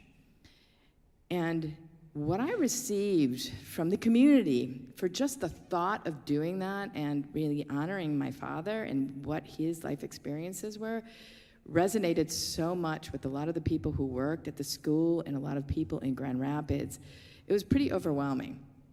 And I figured, well, that must mean I'm supposed to be here right at this time, and this is part of my pathway to restorative justice through my own history and that of Aquinas College. Because again, the Dominican sisters of Grand Rapids have been bilingual. They have been all over the world helping underprivileged communities and have revitalized many areas of Grand Rapids and East Grand Rapids through that ability to bridge, to listen. And I love when someone said this morning, they loved the people. They loved everybody, and they said, we're here to serve you. What is it you need? And we are just going to go do that. So I think that as Aquinas continues on in its life-giving being and presence, and really being the image of God, and that love of God for the community of Grand Rapids, and helping our students see their place in that, what they can actually do by listening, developing that trust. I know the faculty and staff are overwhelmingly helpful to the students in finding that pathway and finding opportunities. But I think that it's at the core of who Aquinas is always meant to be. And as I said, it was very easy for me to find that fit in myself. But it was also a way not only to engage, like I said, that when I first got here, but the students too. One thing that I think we all can do better and continue to do, even if we have programs, is to constantly sit with the students I've been on many presidential panels, and again, I catch myself doing it. I talk about programs, I talk about strategic plan, I talk about revenue and advancement things, but I also always try to make sure I have at the core, why am I doing all that? Why are we as an institution doing it? It's actually to create and help our students be that amazing individual that they can be and go out and do something that represents all of what we stand for, all these mission statements. Go out and serve and be that goodness out in the world. I really believe the programs that all of our schools have been creating and all the people that are helping make that happen and all the connections which happen at events like this and all the opportunities we have to really serve not only Grand Rapids, but then have those students and what they do go out into the world. I'll give a good example. Our highest award winner, Bukowski Award that we give out, the student was an international student who was in Student Senate, and she found a passion for sustainable business and just all things sustainability. And she ended up going on getting a job that most people strive their whole lives to achieve. And she's walking into it freshly out of an undergraduate degree. This is what we can do for and with our students, not only for Grand Rapids, but even for the greater world. And I think we can do it exceptionally well, because we're primed to do it and we want to do it. So I'm going to take it one step further, and this is probably where the little discomfort will come in, which is okay. Discomfort is good because it challenges us, and if something makes us uncomfortable, ever so slightly, we think more deeply, we listen more intently, and we focus really on what's at the core and what's at the heart. So we heard from our city and community leaders this morning. They were put on the spot. They were asked, what do you want to see from the universities and the colleges? What can the university and college, not only the leaders, but the faculty, the staff, all of us, our communities, the higher education community, what can we do in order to truly build the trust, to reconcile, to work together and not just come in, I think you mentioned it this morning, with the white savior complex and the cape and try to rescue the day. So I'm going to ask each and every one of you, when you look at your own institutions, and each and every one of us has the Center for Diversity, Inclusion, and Equity and Belonging, and ours is very, very strong and active and has programming throughout the entire year, run also by a student, by an alum, I should say, too, which is very helpful too. And when you think about your own institution, how does this, again, restorative justice and this partnership, this co-collaboration and cooperation actually is manifested in the way the institution is run? And that means when you look at your faculty and your students, when you look at your financial aid, when you look at your enrollment strategies, when you look at all of these things that you deal with on a daily basis, I would think our community and city leaders might be interested to hear, and what do you already do? Or what do you think you need to do better, all of us, in order to truly get to that space where we are listening and then where we are working together to implement the changes that we so desperately need? I hope that's not too uncomfortable, and then again. Yeah, so I've been in my role as interim president for not quite 3 months, so quite new. And I'll share with you one of the biggest joys of serving in this role is I've had more interaction with our student body in 3 months than I had in the previous 5 years in my previous work.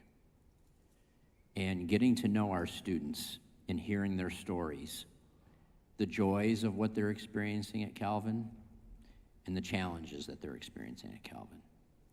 So that's been a highlight in many ways, but I've also heard some very difficult stories, particularly from some of our students of color, some of our students who might be in a sexual minority. And when I love to hear people's stories, I also then have the burden of information. in the mantle of leadership. So when you ask someone to share their story and they share, and I want to hear, you know, kind of the good, bad, and the ugly, you then have the burden as a responsibility of a leader to then think about how do you begin to facilitate meaningful change for these students. And that's not, I don't have the answer, but it's something that I'm really wrestling with because I've gotten to know so many more of our students over the last 90 days to hear about some of the challenges of belonging in community. And one student in particular I just met with, who completed his freshman year. He's from outside of West Michigan, a black student, and he really struggled his first year here. And it was painful. I mean, as he was sharing his story, I was crying with him in my office to think about how we can better serve and support this student. And I know it's just one kid's story, right? There's probably many, many more that I will not know about. So I think there's so much work we can continue to do. And we do have programs and initiatives, right, to create community, to welcome and make it, you know, a student. A program doesn't make a student feel included. A culture does. No program or initiative, whether it's student orientation, onboarding, whatever you want to call it, is going to make a student feel included and welcomed and like they belong. It's a culture, and that takes time. We all know that. So that's something as a new leader in my role I'm thinking seriously about. I know it, I think it starts with me, but it's really a community-wide effort too. And I think it starts with recognizing, you know, being honest with ourselves about where we've not done it well in the past, and a commitment to be better. So yeah, it's been, again, a privilege for me in my new role, but it's also now a pretty heavy burden as a leader to think about how we can be better. That's just our students, not to mention staff and faculty. When I was at Calvin, then college, in 1986, 75% of the kids looked like me. They were white. We were historically an ethnic Dutch community, often from the same denomination. Now that number that mirrors that is under a third, if not 25%. This is a much richer, more beautiful community now. The conversations I hear our students having about what it means to be included and belong and welcomed and valued and appreciated and loved are so much richer and deeper and meaningful now than they were when a large percentage of your kids came from kind of the same kind of background. But it's also presented challenges that we need to be real about how we deal with them. Three things come to mind with this question.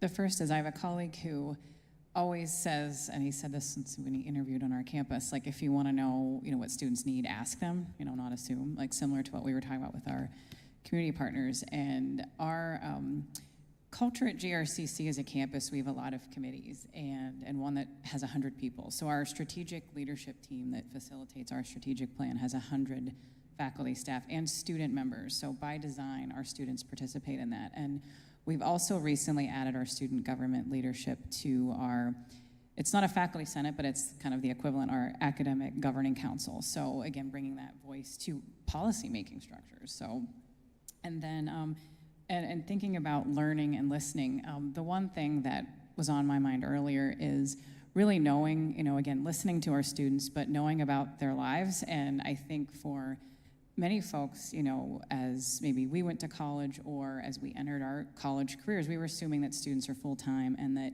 college is their life. It is the opposite. You know, they are fitting college into their life. So, so everything we do, again, you know, for our structures and systems, they're built probably kind of backwards.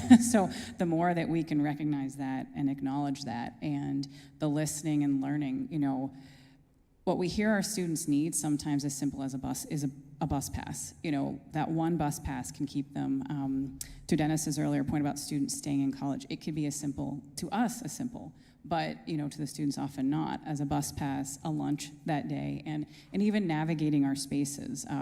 Kent County is a rather large county geographically, and there are students who've never come to downtown Grand Rapids who come to our campuses, and that's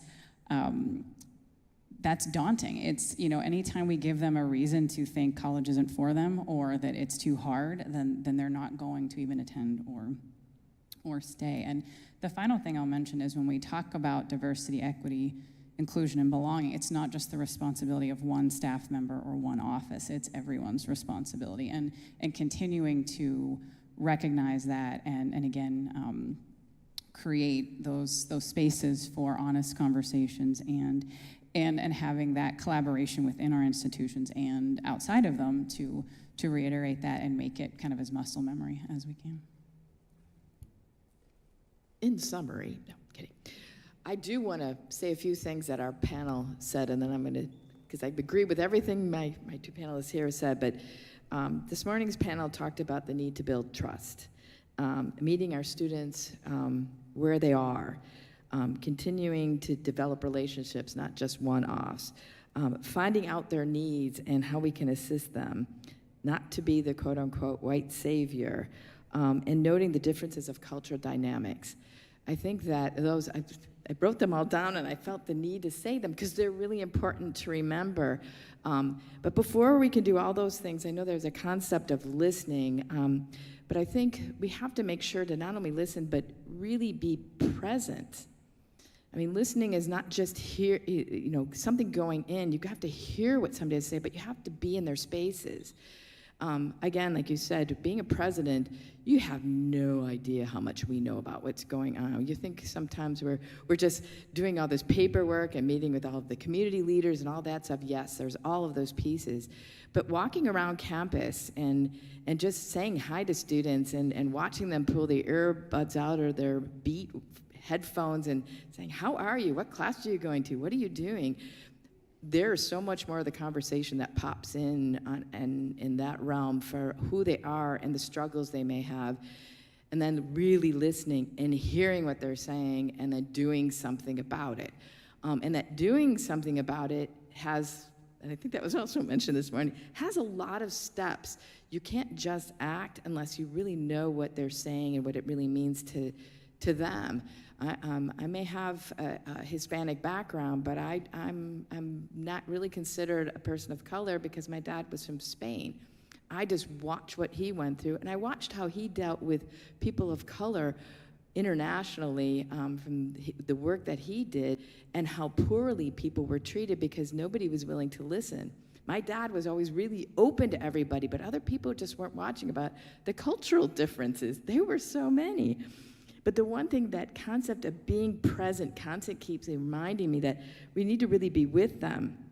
The other thing that I just want to say, we all have lots of programs, but one thing that I think I would like to really take note of that I have experienced that I never really thought deeply enough of the importance until I was in this position was when students invite you to something, go. That's not easy for them to invite us into their space. One example, for example, was the LGBTQ plus club invited my husband and I to go to an event they were having. And we thought, oh, that's great, of course I'll be there. And of course I got that, really? You're gonna be there? Yes, of course. Well, when we showed up, they were still surprised we showed up. And so we were just visiting with everybody, and then they said, can we take your picture? And I said, of course. Are you sure? And I know what they were thinking. Oh, this is going to go out there and somebody's going to say something. I'm like, you're my family. I love you. Of course I want everybody. Let's all get in the picture together. They were so shocked that and I was like, well, wait a minute. Why are you? And I laughed, and I've thought about this ever since this happened almost 2 semesters ago. And I continued to think about it. Why were they so happy yet then so concerned yet happy? Why did they go through all these iterations of concern, not only for themselves, but for me? So really, when they say, please come, go. Because it means so much, actually probably more for them than it does for you, but what the love you'll feel inside of yourself and the growth you'll feel, and then you can start really listening and hearing, because now you know from a very different perspective what you might be able to do about it, and then to engage the other people in the campus and in the community, figure out what are we missing and how do we then go serve those bodies. I've experienced it with our Hispanic students, with our Black students, with non-Catholic students, with every part of the community. Like, how do we help from saying, we're going to be true to who we are as an institution, yes, but what does that mean to welcome you into that body? Best possible way, really by being present, by listening, and I love you kept using that word, love, seeing God in all of them. Well, thank you all for adding to the rich fabric of this morning's conversation that we had. And again, this is but the beginning. This is the beginning of the dialogue that will be continued throughout this afternoon, throughout tomorrow. But I don't want to miss, we have a little bit of time left. I'm sure there are some questions that you might have. And while we cannot answer all of them, here's the mic. I'll find you. You don't need it? No. Excellent. James Miller, I'm from St. Xavier University, Chicago South Side. So we're very happy to be here in Grand Rapids.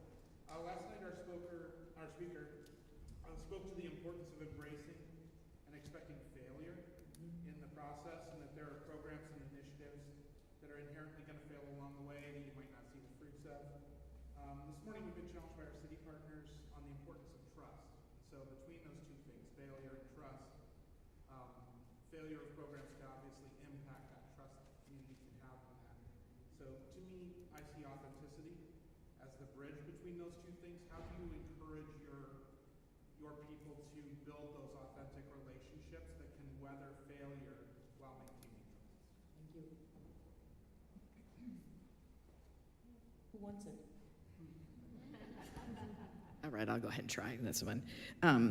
I think when you go in with not only good intentions, but really having thought through and talking to students what it is that they need and want and where they are, I think that opens the door for faculty and staff to create a program that addresses those needs, but also as an institution that any of their next level is saying, if this doesn't work, it's okay, but make sure to pay attention to why.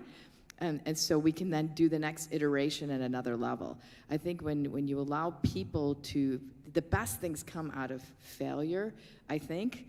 And I doubt if there's anybody up here that hasn't found all kinds of spaces where we're like, oh shoot, that was a wrong route to go and have to pivot right away. Allowing people to do that on every level, I think, and saying it's okay. And because I said, I like your word authenticity. If you're doing it with your heart, with true authenticity, even something that feels like it's not doing what you had originally thought, even a failure can turn into a total blessing, because then when you can address something from a different angle that maybe you hadn't thought about, that gives that opportunity to make that happen. I often think about teaching when I approach some of these questions, because I think the same things that helps a semester be successful for students is what helps sustain partnerships and a lot of things in what we do. But and by that I mean consistency and being present and being open to questions. You know, I really appreciated Addie saying earlier that like everyone knows GRCC, but at the same time, you know, are we serving everybody the way that, you know, we need to be? And I think, you know, and being honest about some mistakes and things we didn't get correct has helped, because there have been some things that had, as many of us can probably think of, you know, as we're sitting here listening, things like, oh, that did not go well. But, you know, acknowledging that and having that honesty to talk about it and improve, like we can't, you know, those aren't easy conversations, easy places to be, but by continuing to be committed to that is how I would respond. Yeah. And I would just add, I think it's important for us to constantly approach these conversations and opportunities with a spirit of humility and empathy, and do our very best to avoid a reaction of defensiveness when you're looking at what hasn't worked. It's a very easy place to go in many situations. Well, it didn't work because this, or you didn't do that, or we didn't do this. But really approaching these conversations from, you know, looking back with, again, a spirit of humility and empathy rather than defensiveness, I think is something that we need to keep in mind. And I think that will contribute to the authenticity that you mentioned. Do we have time for one more question? Maybe our break is going to be a little bit shorter. Yes. Do you want this? I think I got it. You got it. Yeah, sweet.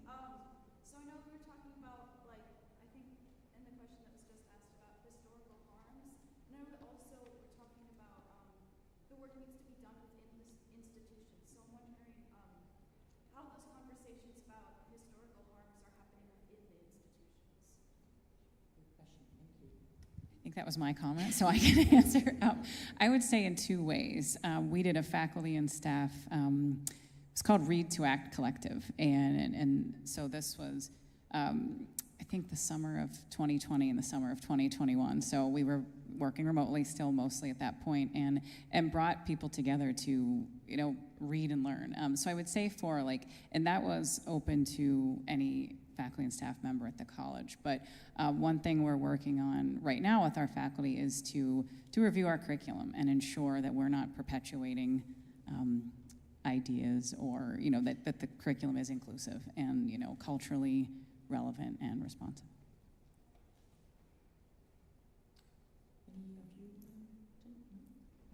I'm still learning about what we're doing, so I don't want to make something up. I would ditto that one. But some of the things we're doing as we continue on with even new hiring, thinking about how we're looking at candidates and where we're actually putting applications out. What are some of the resources we're gathering people in? Because some of the harm comes from constantly bringing, I use the term mini-me's, people who look just like ourselves into an environment, so you can't ever change it, to really intentionally looking at how we go through the interview process, some of the things, the microaggressions that may enter into it, and then also looking at opening up the pool to more people of color from the places in which they apply.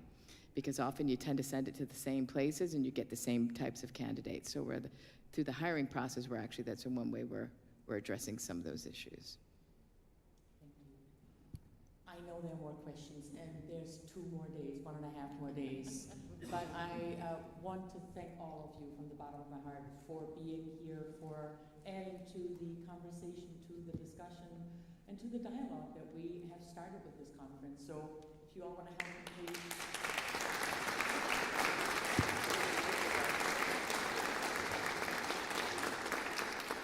Don't go too far, friends. You have about 10, 12, 15 minutes of a break, and then our dear Bridget Avery will be talking or guiding, moderating the conversation at 11:45, also in here in the chapel, about preparing students to engage with unseen communities. You do not want to miss that.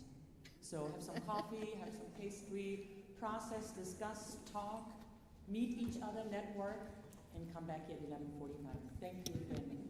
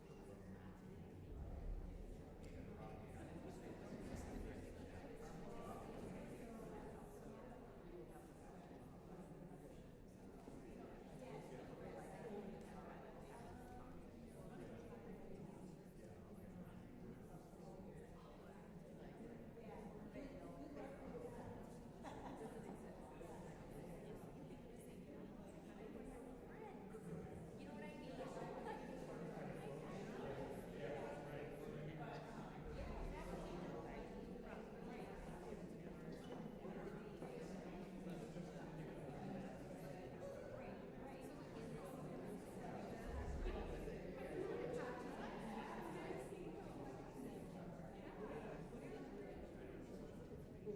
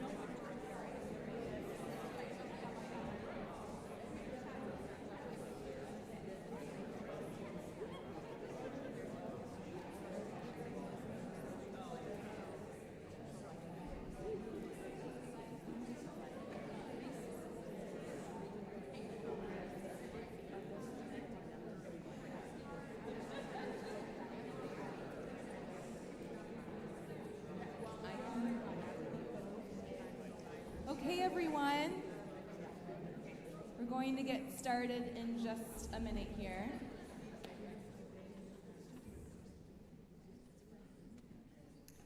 Good morning, everyone. My name is Bridget Avery, and I am the Director of Career Engaged Learning, I made that title up myself, at Aquinas College here in Grand Rapids.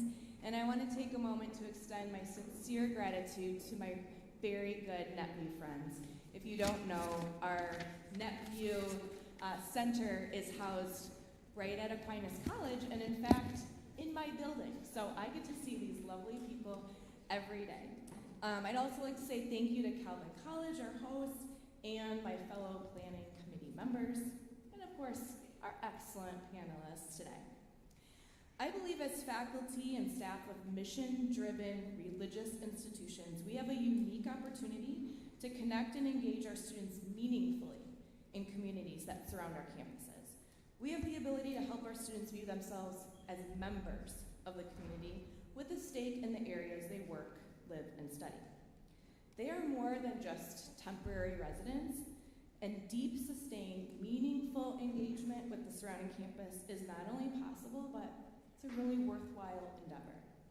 Today we're going to learn from our panel of experts the ways we can best prepare our students to engage with unseen communities that uplift and honor human dignity, inclusivity, and a community-based mindset.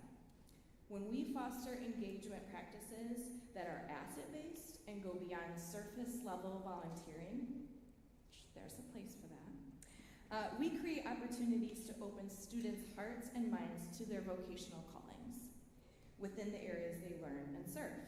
I hope you find this next hour enlightening, inspiring, and full of information to take back to your campus communities and your student bodies. So please help me Please join me in warmly welcoming our panelists.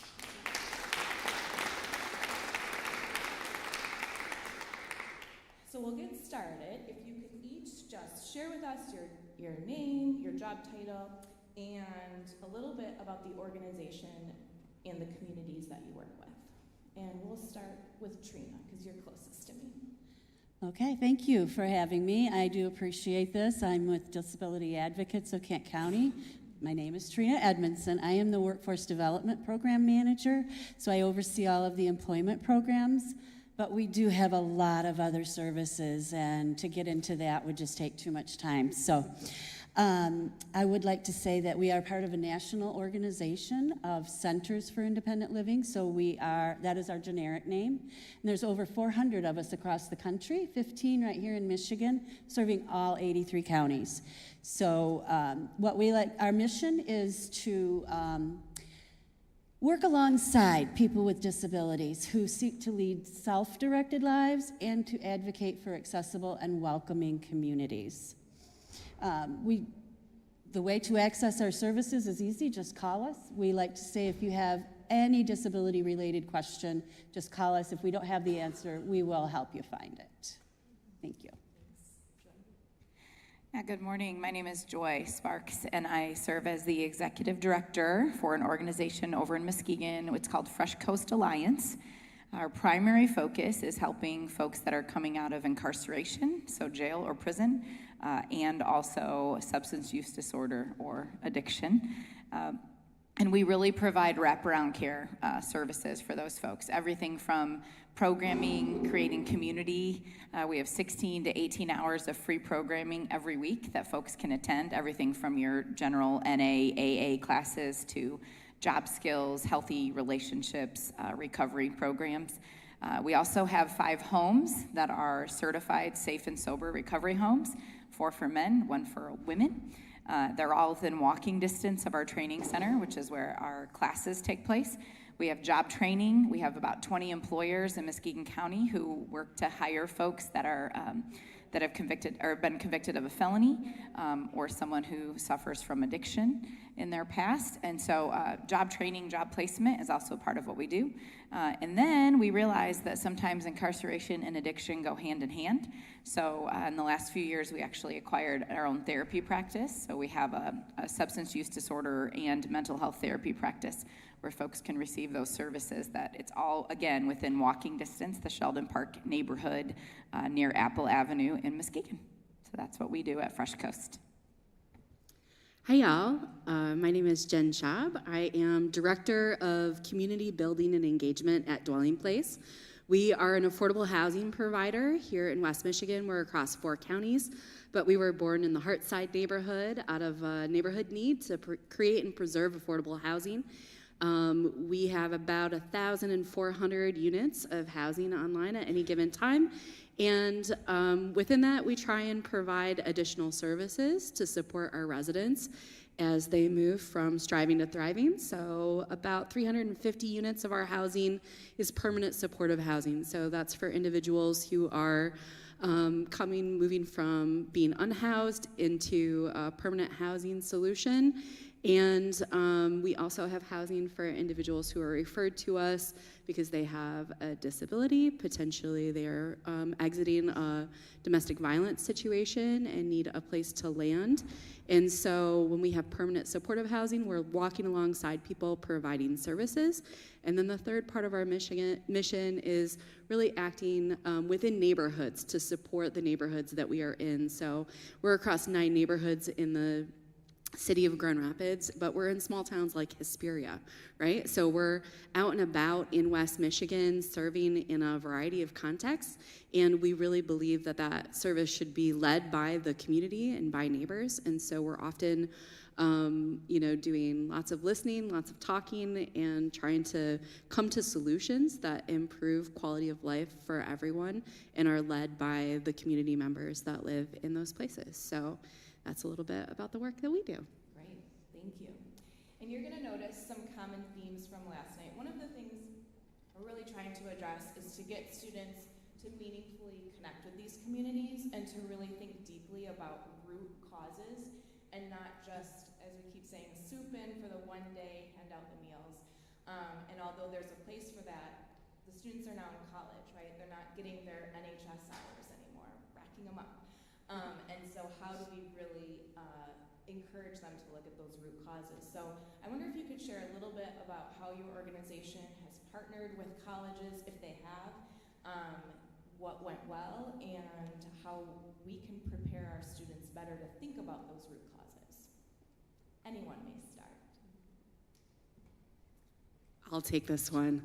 I love collaborating with university, both individual students and as well as classes. We collaborate with programs, so an example of that would be the Grand Valley nursing students actually have a clinic in one of our affordable housing communities where they come on site and provide additional care to residents throughout their 2 terms when they're doing their placement. And so they are working with our residents every week, providing time and opportunity to talk about health initiatives and support people directly in the building that they live in, and that's a senior community, and so they are on site working alongside our residents daily. Some of the capacity work that I have done with colleges has been in hosting interns. I've been in the field for a while now, and well over 100 interns have come through my program, and we do a very intentional internship program where they are placed with us and have ownership over a project or activity throughout the semester. If that person drops out of their internship, that service is not provided for the community that season. And so we really try to, talk about that in the interview process for the internship, because it is really about building capacity and following what the community has said that they need. And growing that opportunity means that those students are often providing facilitation skills and technical skills for community members so that the community members can go out and do and engage and speak into what needs to be changed, and the students often led their technical expertise to make sure that projects move forward and do the kind of the background work. And then we also do collaborative projects with university classes, and I've worked everything from, we just completed a great project with Kendall College of Art and Design. We worked with a group of junior and senior design students, and they worked alongside one of our advocacy programs. We have an affordable housing advocacy program called AHA, so it's Affordable Housing Advocates in Action. And they created a brand for us. So they've created everything from some instruction around how we could better organize our web resources to doing an audit of how our printed resources could be more accessible for individuals. They created a logo for us and also gave guidance around how we could simplify and better use social media to get the word out. And to do that, we met with them many times over the course of the semester, and they actually went through some of our affordable housing advocacy programming so they would best understand. And then they met with community members who have experienced homelessness, who are now in permanent housing, so that they could hear the impact of what it feels like when someone has housing choice and is able to find a safe place to land. And so I think when we are thinking about how we work with students, there's a variety of different ways which students can access and become connected within our community, and it really depends on how deeply they want to move in that and what the opportunities through the university are to connect and become a part and a partner with a community organization like Dwelling Place. So you mentioned internships, which is close to my heart, and I think when an organization takes on an intern, they're also becoming the faculty member, right, for that semester. And so that might be a little easier to provide some of that context. If a college came to you and said, we have this one day of service for Martin Luther King Day, and we would like to come and help you on this one day, what is your response to that? And if you do engage, like, how do you then set that context for students so that they're not coming in and saying, like, reinforcing some of the negative stereotypes and perpetuating some of that harm? Anybody else can say that? Yeah, go ahead, because I think that piggybacks. Yeah, so typically the way that we would handle that is that there have been a multitude of ways we've done that. So we actually worked with, we've worked with Hope College before and done some similar activities where we came on campus and we talked to some of the campus leaders, and Aquinas, where we come on campus ahead of time. We've talked to community student leaders about what they're gonna be doing. We have until this year, this is the first year we haven't done it in over 20 years, we did a community cleanup every spring with Aquinas students, and when we would do that, we would come in and talk to the student leaders first. We would talk about the community that they were going to be working in, some of the ways in which to move respectfully through the community, specifically what they were going to see and experience as they were moving about in the Hartside neighborhood, and then ways in which they could share that opportunity with other staff or other students. And then the day of, we always do an orientation discussion before we go out into the community. So we pre-prep students who are going to be leads in those projects to know what the project will be and what the expected way to be respectful in the community is. And then we have that conversation at the beginning of the day. And we also pair that with some safety conversations because we're picking up trash or something like that, right? You want to be safe. And then throughout the day, we'll typically do the activity, and then we'll have a debrief afterwards, and we'll kind of walk around and talk to people and say, hey, what'd you see? What happened while you were out there? And then really try and dismantle some of the narratives that walk out when someone has maybe a surface level reflection of their experience. And we have done really intentional projects before where it is much more about coming and connecting to the community than it is about the outcome from the service day, because I think often that is the greater benefit. Like, it's great when we pick up trash, but we also have other people who do that, frankly. And so it is more important that students are really deeply reflective of what they're seeing around them and how they're connecting and how they're processing that, so that those narratives that they walk away with are about the strengths of the community and the people that they've connected with. Often we're pairing, one last thought on that, often we're pairing our resident leaders with those student groups so that the person who's actually leading the activity is a resident from the neighborhood, and they are the person that the students report to, not the students are leading and residents are participating. That is very key. Great. Trina or Joy, would you like to hop in on how you've engaged with colleges in the past, what went well, and how you might hope our students came to better prepared. I'm ready. Okay, sure, go. So, being a disability organization, of course, our focus would be on working with the students who have disabilities and the disability support services staff. We do host a lot of interns from a lot of different schools. We have an occupational therapy department that is very non-traditional. They go into people's homes and assess the house for barriers and how can we, eliminate those barriers. So OT students come and work with our OT department. We have a ADA Employment Advocacy, which is the Americans with Disabilities Act, and helping people who are in employment and need accommodations, even in education settings, higher education especially. The high schools and secondary do pretty good job with their IEPs and 504s, but once you get out of high school and are in college, it's a totally different experience.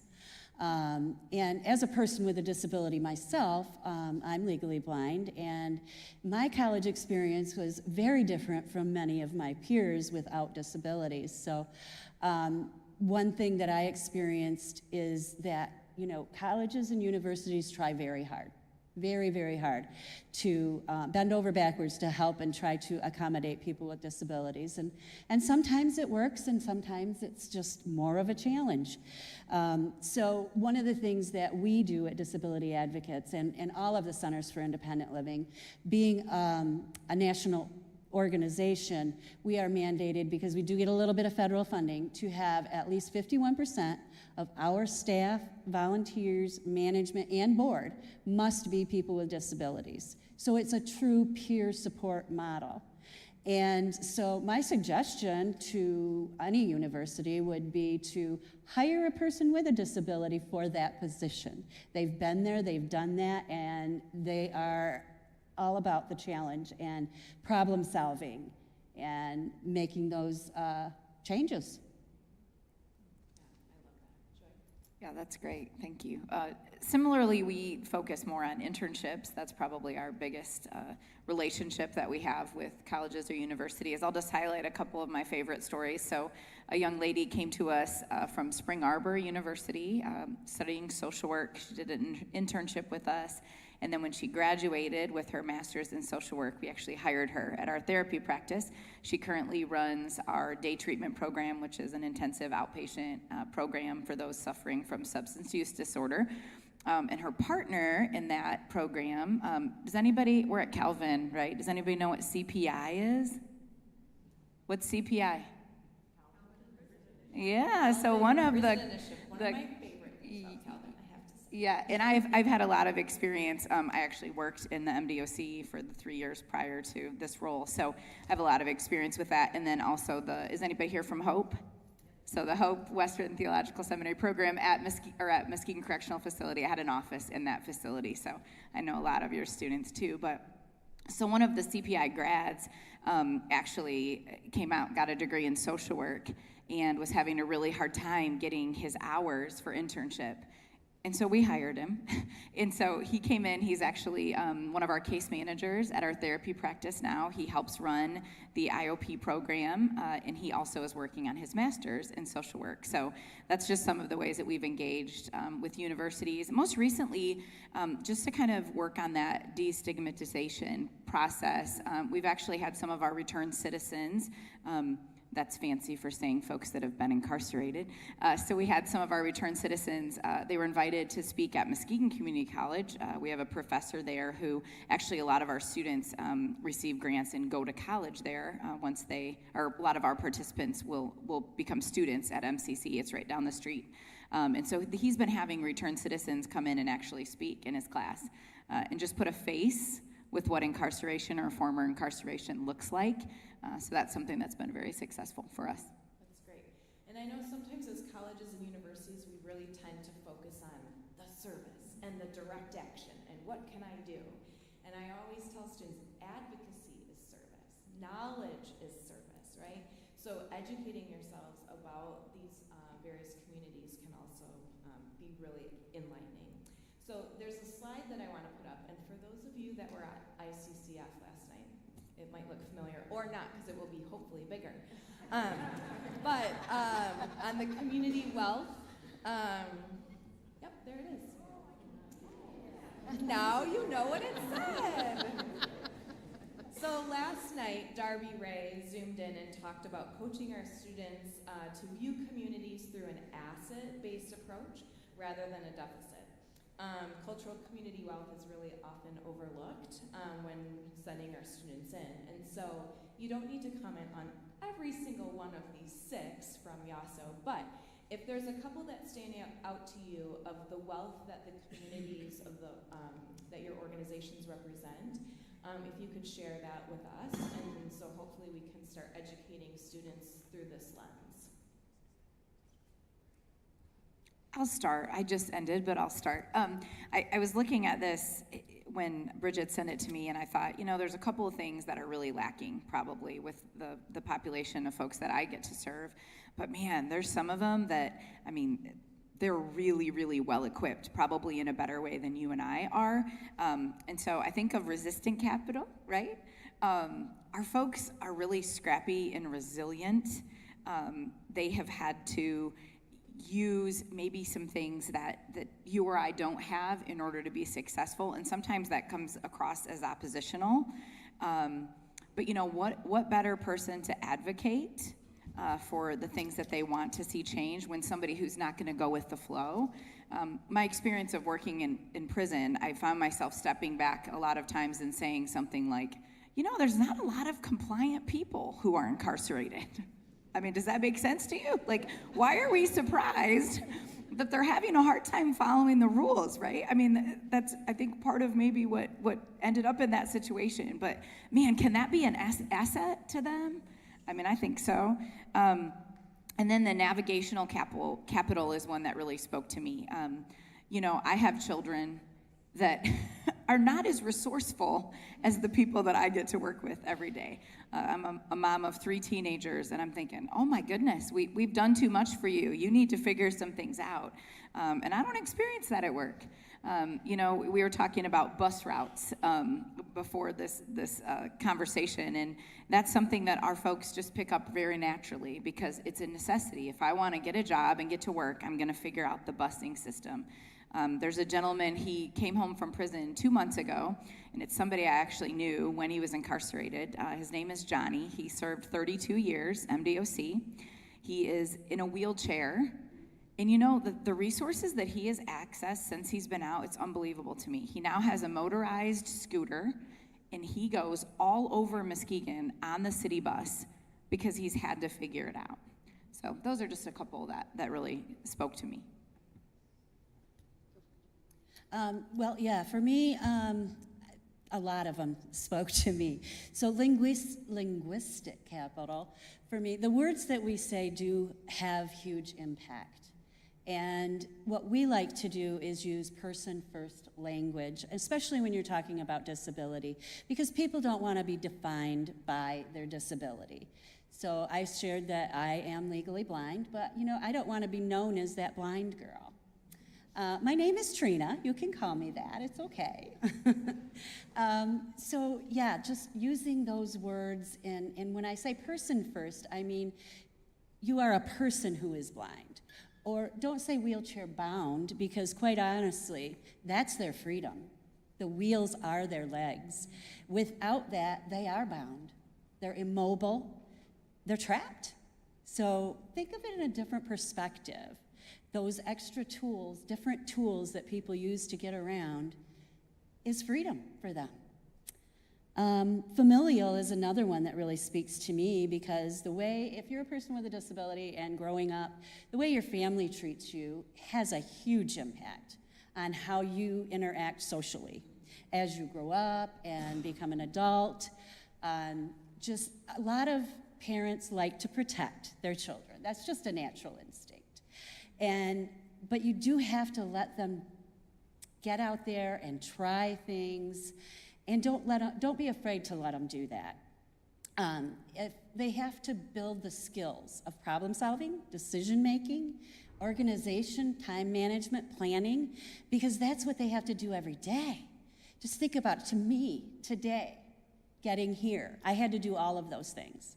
I can't drive. How am I going to get here? I could take an Uber.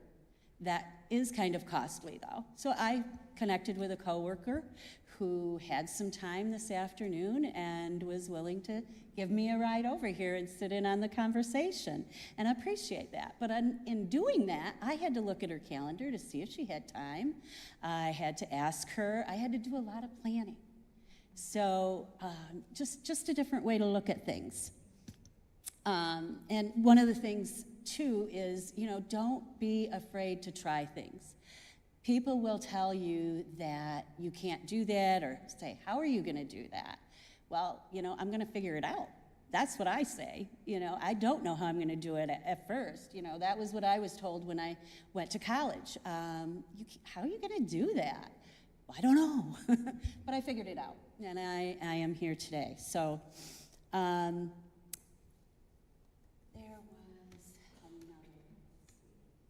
was the aspirational, really. Don't let people tell you what you can and cannot do. Just get out there and try. Self-advocacy is so very important.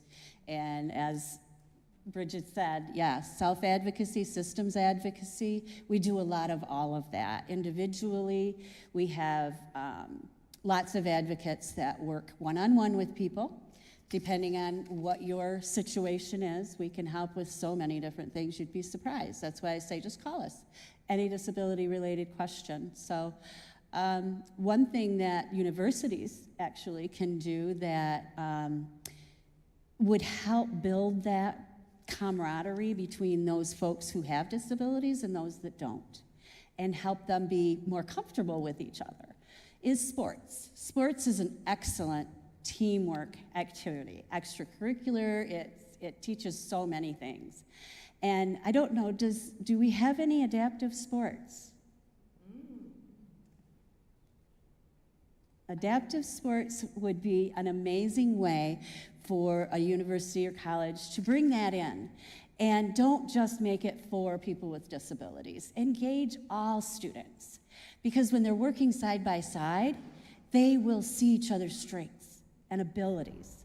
And they'll be able to remember that and work through that, and that'll stay with them forever. And we have one of the best adaptive sports programs in Grand Rapids with Mary Freebed. I have an intern there almost every semester, and not until I'm this many years old where I thought we could have adaptive sports at Aquinas. So thank you for that. Yes, absolutely. Jen? Yeah, so I would say in preparing students to really work from that asset mindset, it is reminding them that there is no one archetype of someone who has been unhoused, moved into housing, someone who is lower income. There is no one type of person, because this is your, if you have to put it in the framework to really understand, this is your uncle or your cousin or your sister or you, right? And this is a experience that many of us are often on the verge of. Just financially, it can happen very quickly. And so often I am trying to, when I'm looking at like a broad category like this and thinking like, okay, what would be some of the archetypal type overlapping components, would be like under familial capital. If someone does not have a strong family connection, sometimes that can lead to being displaced and ending up homeless. But the familial capital then becomes that they are very good at connecting to other individuals and building family out of connections that they create in the community. And often that can lead to a very quick relationship building capacity, where you can start to form very close relationships with people very quickly. And that's something that I think sometimes students are unfamiliar and unprepared for, how quickly you can become a part of someone's resource network.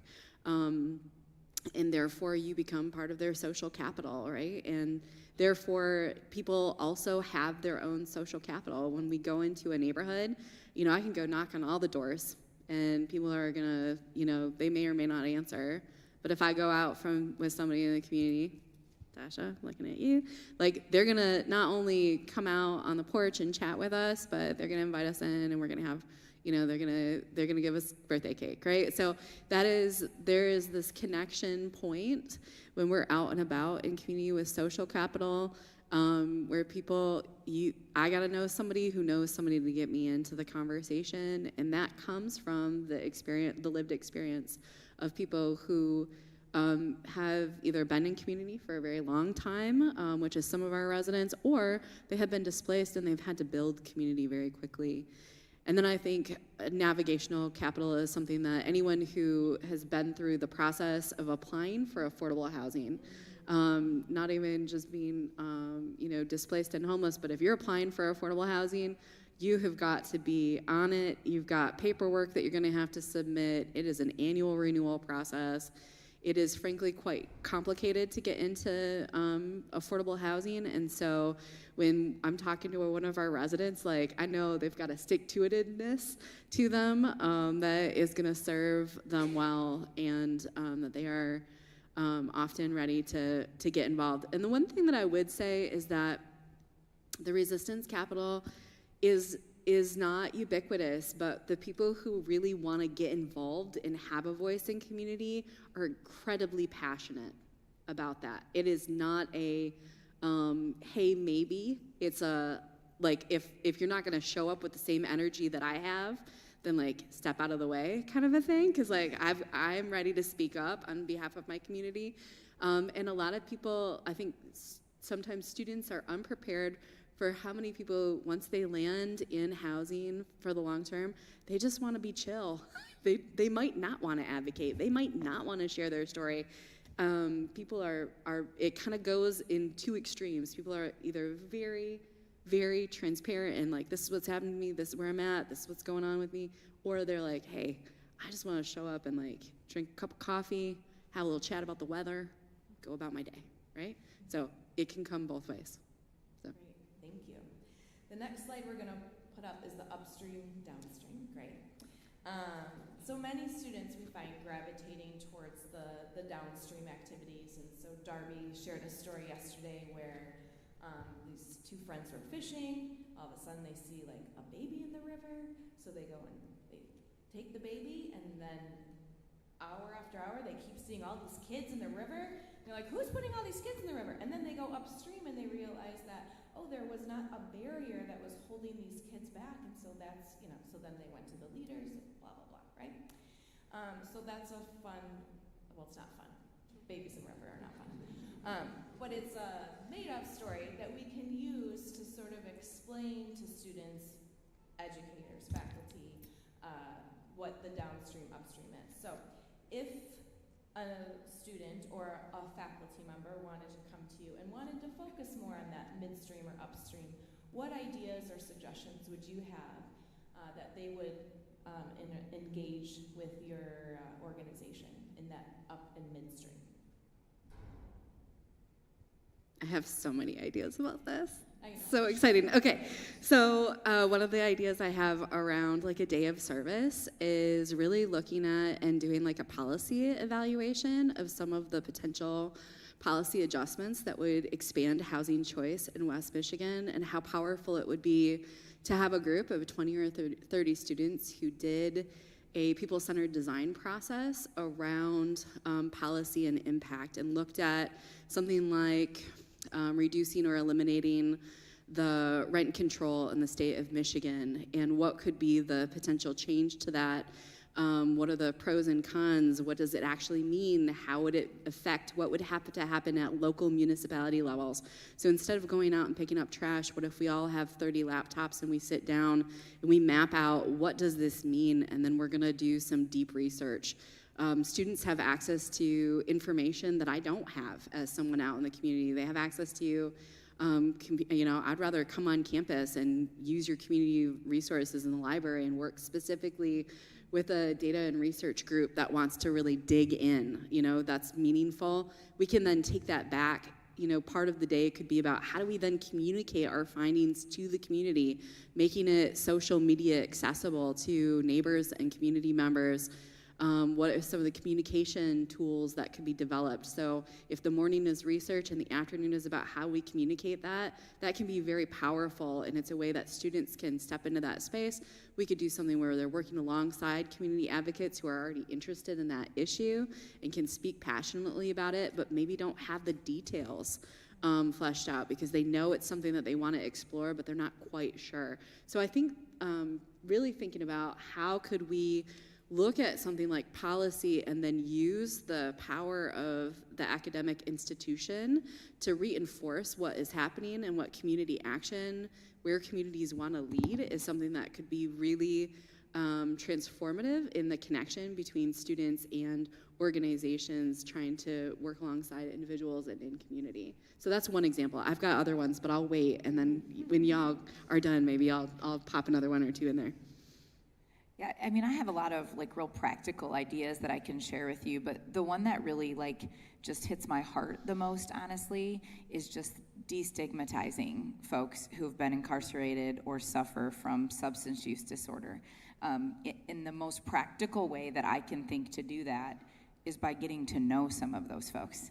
I have an 18-year-old or a 19-year-old son. He's studying social work. And when he was 18, he was finishing up an early college program here in Muskegon. And he just asked me, hey, do you need any help in the prison? And he actually came in and helped facilitate classes with men that were 3-4 times his age, right? Incarcerated men who've done a lot of time in prison, and he facilitated classes. Well, he would tell you today that those are his friends. Like, he says, you know, I don't know that I appreciate this language, but he's 19. He's like, I hang out with murderers, Mom. Like, we'll work on that. But he sees the people for who they are, as human beings, right? As somebody who made one bad choice. And I know there have been a lot of times in my life that I've been one bad choice away from being exactly where they are. So I think just destigmatizing that, you know, I was raised come from a religious background. I attended Cornerstone University down the street.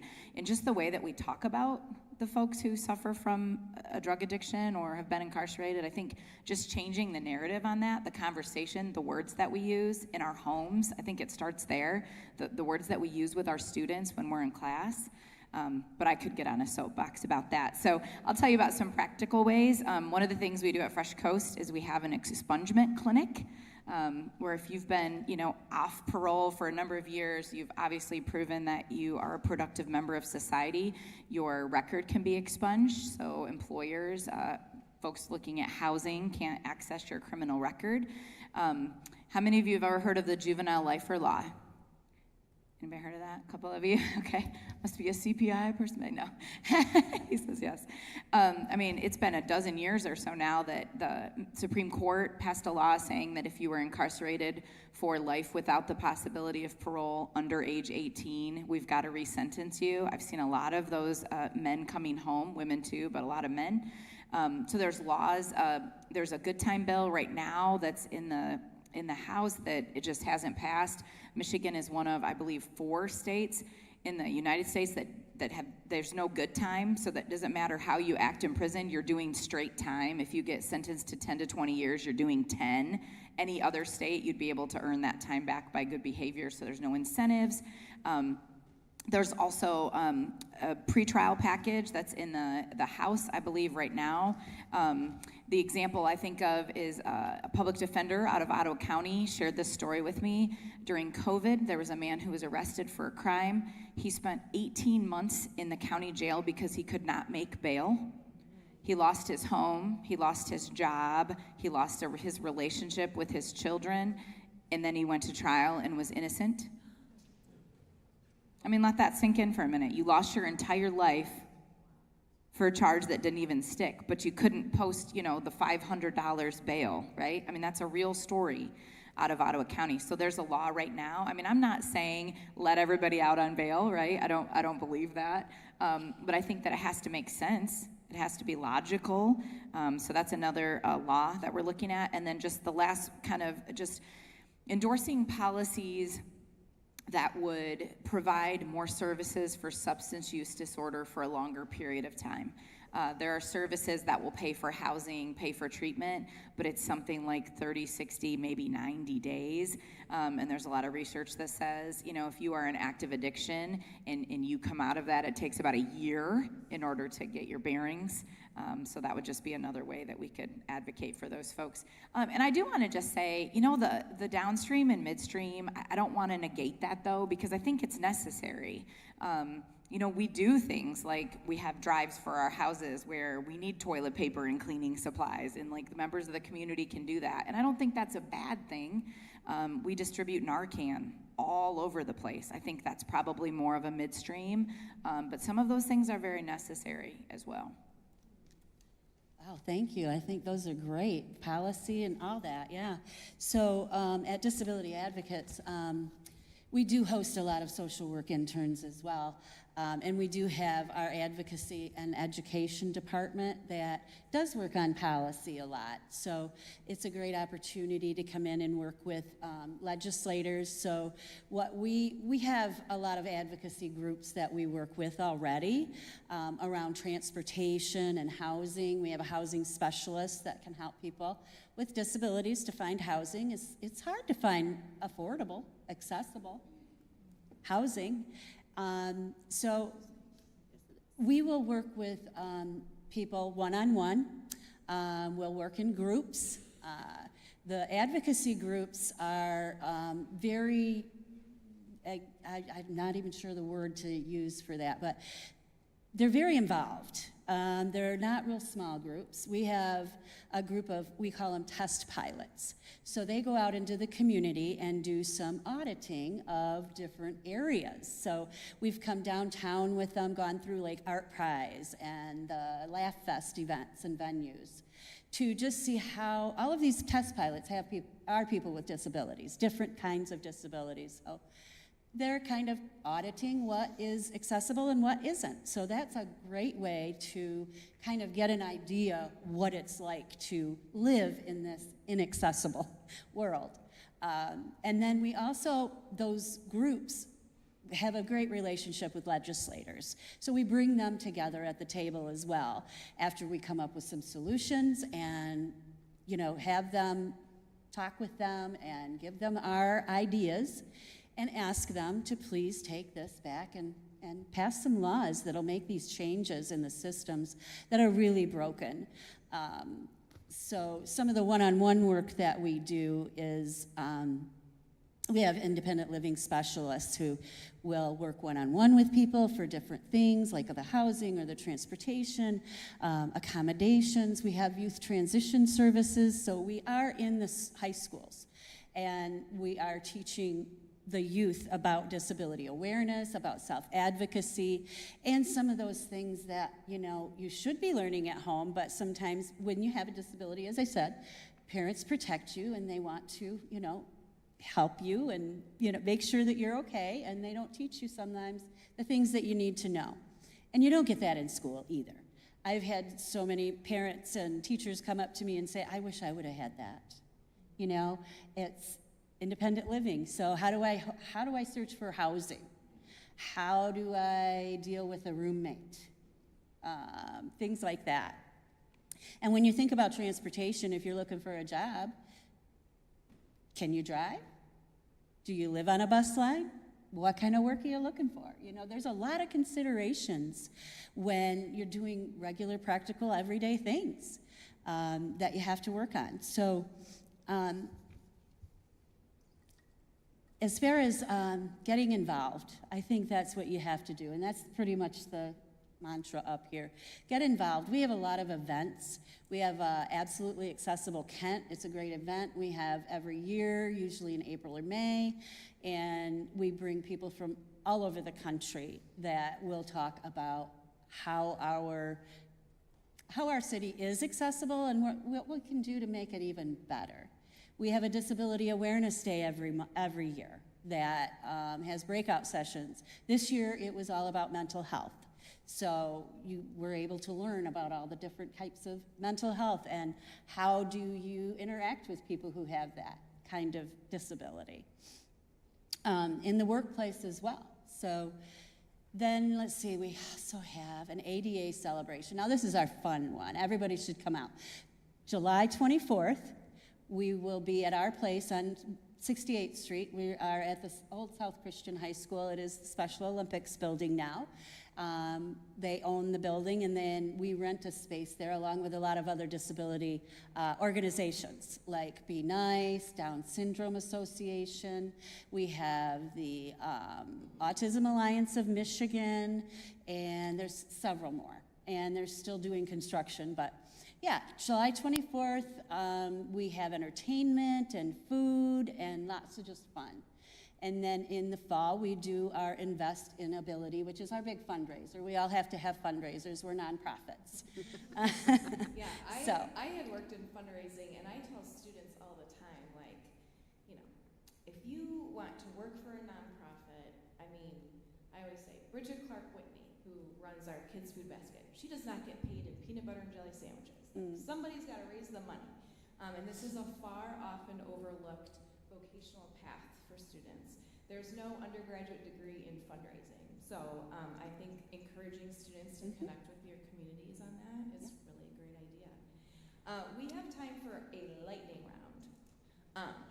And then I'm going to open it up for questions. And I understand we are standing between you and lunch, and you might be hungry. So as our lightning round, if you could just share 1 to 2 resources that you would encourage us to, you know, now that school's out, we have maybe a little bit more time, a film to watch or a book to read or a blog to, I almost said listen to, but you know what I mean, podcast, that's what I meant. I'll start. I think that if you haven't attended one of the showings of Behind the Walls, help me. The CPI, yeah, the CPI documentary. I mean, that is a real great opportunity to just put a face with a name. But I mean, I could recommend all kinds of books and articles and podcasts. I'd really rather have you come in and see what we do. I'd rather have you have conversations in real life with real people who are, you know, experiencing homelessness or have a disability or are coming out of incarceration or addiction. Like, I think that that's probably the most valuable resource is just the people that we rub shoulders with every day. So you're welcome to come out. Fresh Coast Alliance is in Muskegon. And I would also just encourage you to continue having conversations like this. I think it's important that you're here, and I appreciate that. So, like I said before, get involved. Volunteering for a community organization where you're not very familiar with that is a perfect way to do it.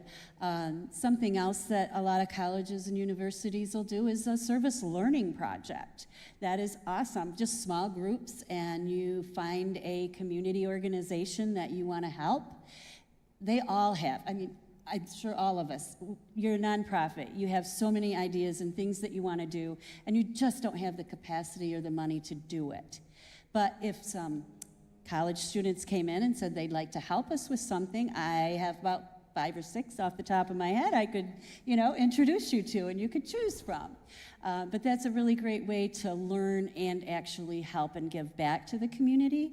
I also did send Bridget a list of books and movies that you can check out. It's full of links, so I didn't bring a hard copy. I just thought it'd be easier to have it electronically, to check out all of that stuff and learn a little bit more about people with disabilities. One of the best ones is called CRIP Camp, C-R-I-P, Camp. It is a documentary, and it was filmed back in the 60s, and there is some real footage in there it's a summer camp where people with disabilities that went for the summer, and they had a blast, really. It's just a really cool, interesting documentary that I really suggest. If there's one, that would be the one. Before I give my example, I will say that if you have a class or if you encourage classes in the university to consider how their curriculum might be applied in a more practical way, and partner with an organization to do some deep learning over the course of the semester. I can think of everything from statistics and data analysis and how that could be applied to some of the data projects that we're working on, But what that really takes is the university professor reaching out and like forming those relationships. But I mean, I can think of, again, 10 projects off the top of my head that could really be supported by university students and be supplemental or a pivotal part of the research and learning process throughout the entirety of the semester. And so the other thing I would say, just in terms of resources, these are not going to be new to anyone who's interested in housing, but Evicted by Matthew Desmond, I think he was here a couple of months ago in Grand Rapids speaking. Color of the Law is a great one. Housing Solutions is a great website with lots of different resources on it, just different reading. And there's if I think of it, there's a podcast that I was thinking of, but I might have to look it up.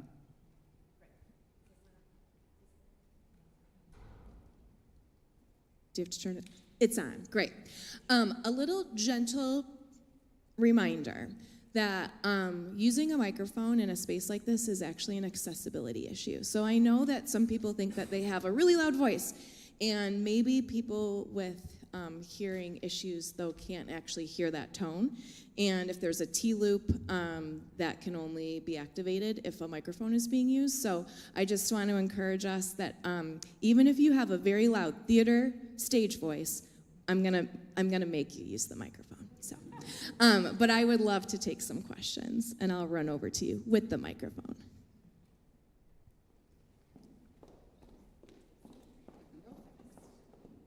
Thank you. Thank you so much for being here and really helping us understand, because we're not walking in those shoes.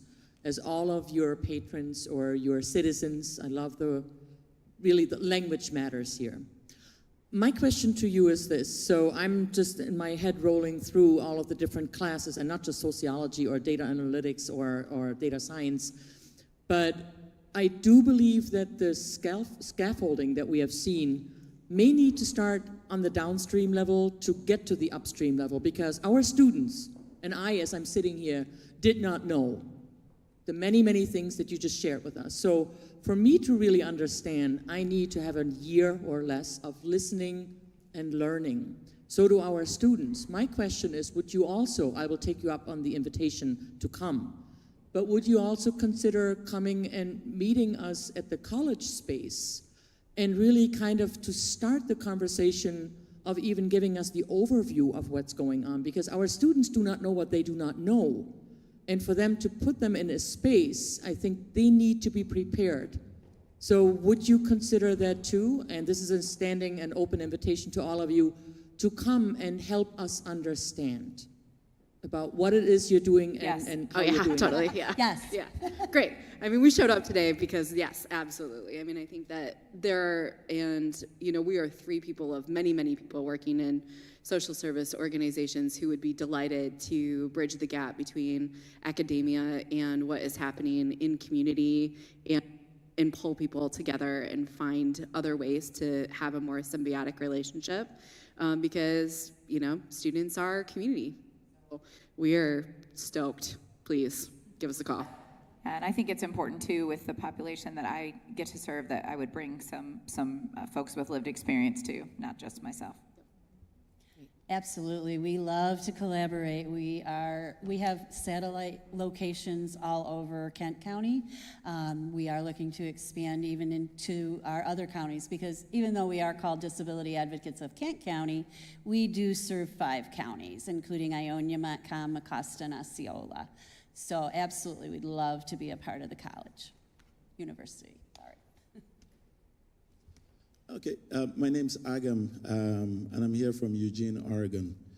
So my question is, you've given examples of students and faculty from different disciplines, social work, counseling, and other things. I'm thinking of a faculty member who's teaching students, but may not even know how or where the material how they could facilitate some community engagement. How have you seen that happen? Now, besides those special cases where the stars align, someone has a friend or some connections, how do we make this more mainstream? Any suggestions or thoughts on how we might help students and faculty see opportunities or pathways where we could engage with the community, serve the communities, or learn from and alongside community members in ways that promote the common good? How do we make that happen where those connections aren't already existent? I got one on that. So I was invited to go to Grand Valley and set up a table to talk about some of the community-based learning opportunities that we had co-facilitated with Grand Valley students. And I thought, oh, this is great. I'm going to meet all these professors who want to do more of this type of work. And this is how I'm going to reach them. I'm so stoked. And I went and I talked to all the community tables because none of the faculty showed up, except for faculty who had already led projects. So I was talking to other faculty members who are already doing their own types of and I thought, okay, it's because they created a separate event that was going to feature that, and were those faculty members going to be able to prioritize that when they have so much to prioritize already? So how can you integrate that type of experience in other spaces where faculty members are already coming together, and encourage that, bring it in during other conversations so you see examples of it, and then build relationships between universities and nonprofits that are more than a one semester, one and done kind of project. I mean, I would love to find at Hope College, I have a placement for students who are interested in macro level social work learning. And every year they send me the one or two students who are interested in that field because I do neighborhood level work.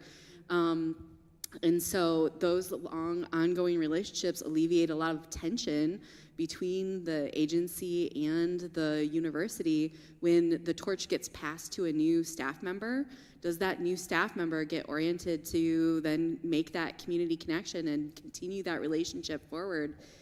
It is hard in the world where turnover happens, and I think that's not going to change. I think people are going to continue to turn over, but when we establish those long-term relationships, I would rather have a long-term relationship with one educational agency that really is invested in our organization than 5 that are popping in and out on a regular basis.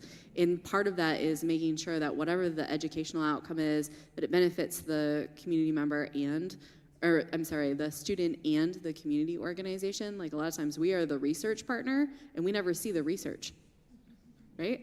Like, cool, glad you put that in your paper.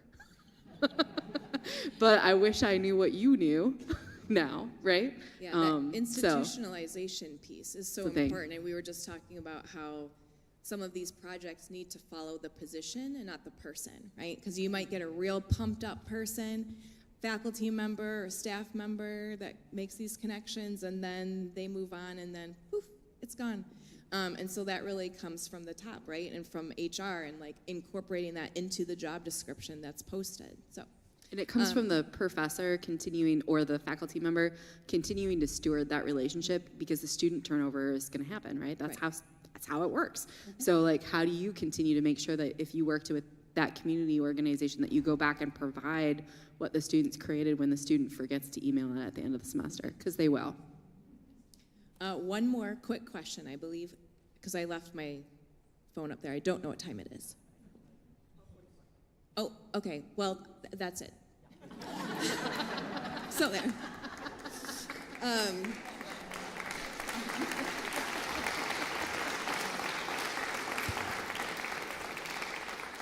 just want to thank everyone for being here, but especially you. I mean, we talked about, we're all here as part of our job, and so the fact that you made the time to talk with us is really meaningful, and we have a small gift for you, and we hope that this is not the end, but just the beginning. And even if you live in Oregon or Rochester, find the folks in your community and connect with them. But I'm sure if you wanted a field trip to Muskegon, that's cool too. So We are going to be having lunch in the undercroft, which I just learned a few days ago is another word for a lower level or basement or crypt. I thought there was someone named Mr. Undercroft that nope, Undercroft is just the lower level. So that's where we'll be having lunch. So feel free to find your way down there and we'll see you later. Thank you. Thanks, everybody.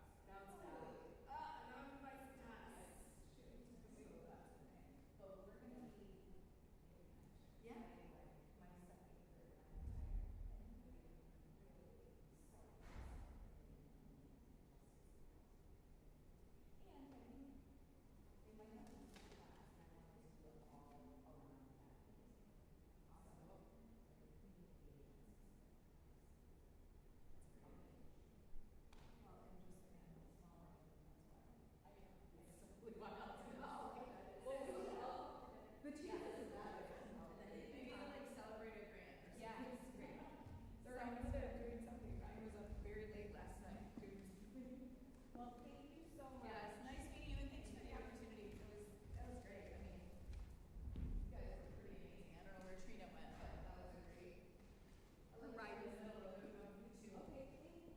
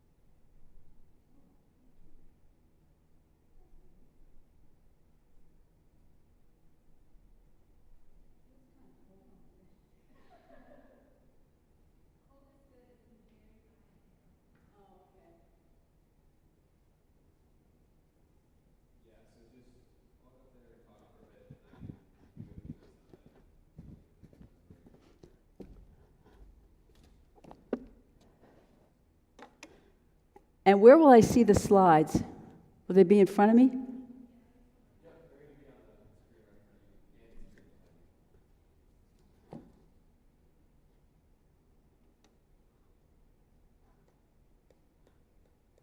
Perfect.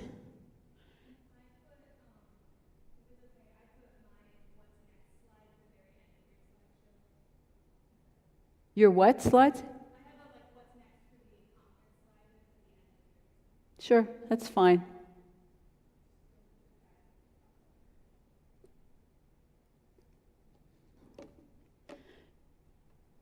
So, does this sound okay? Do you want me to do anything more?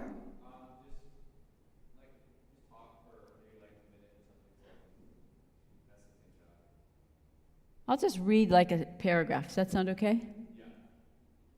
In higher education, we try to challenge students to see issues in a framework that goes beyond the limitations of their past experiences.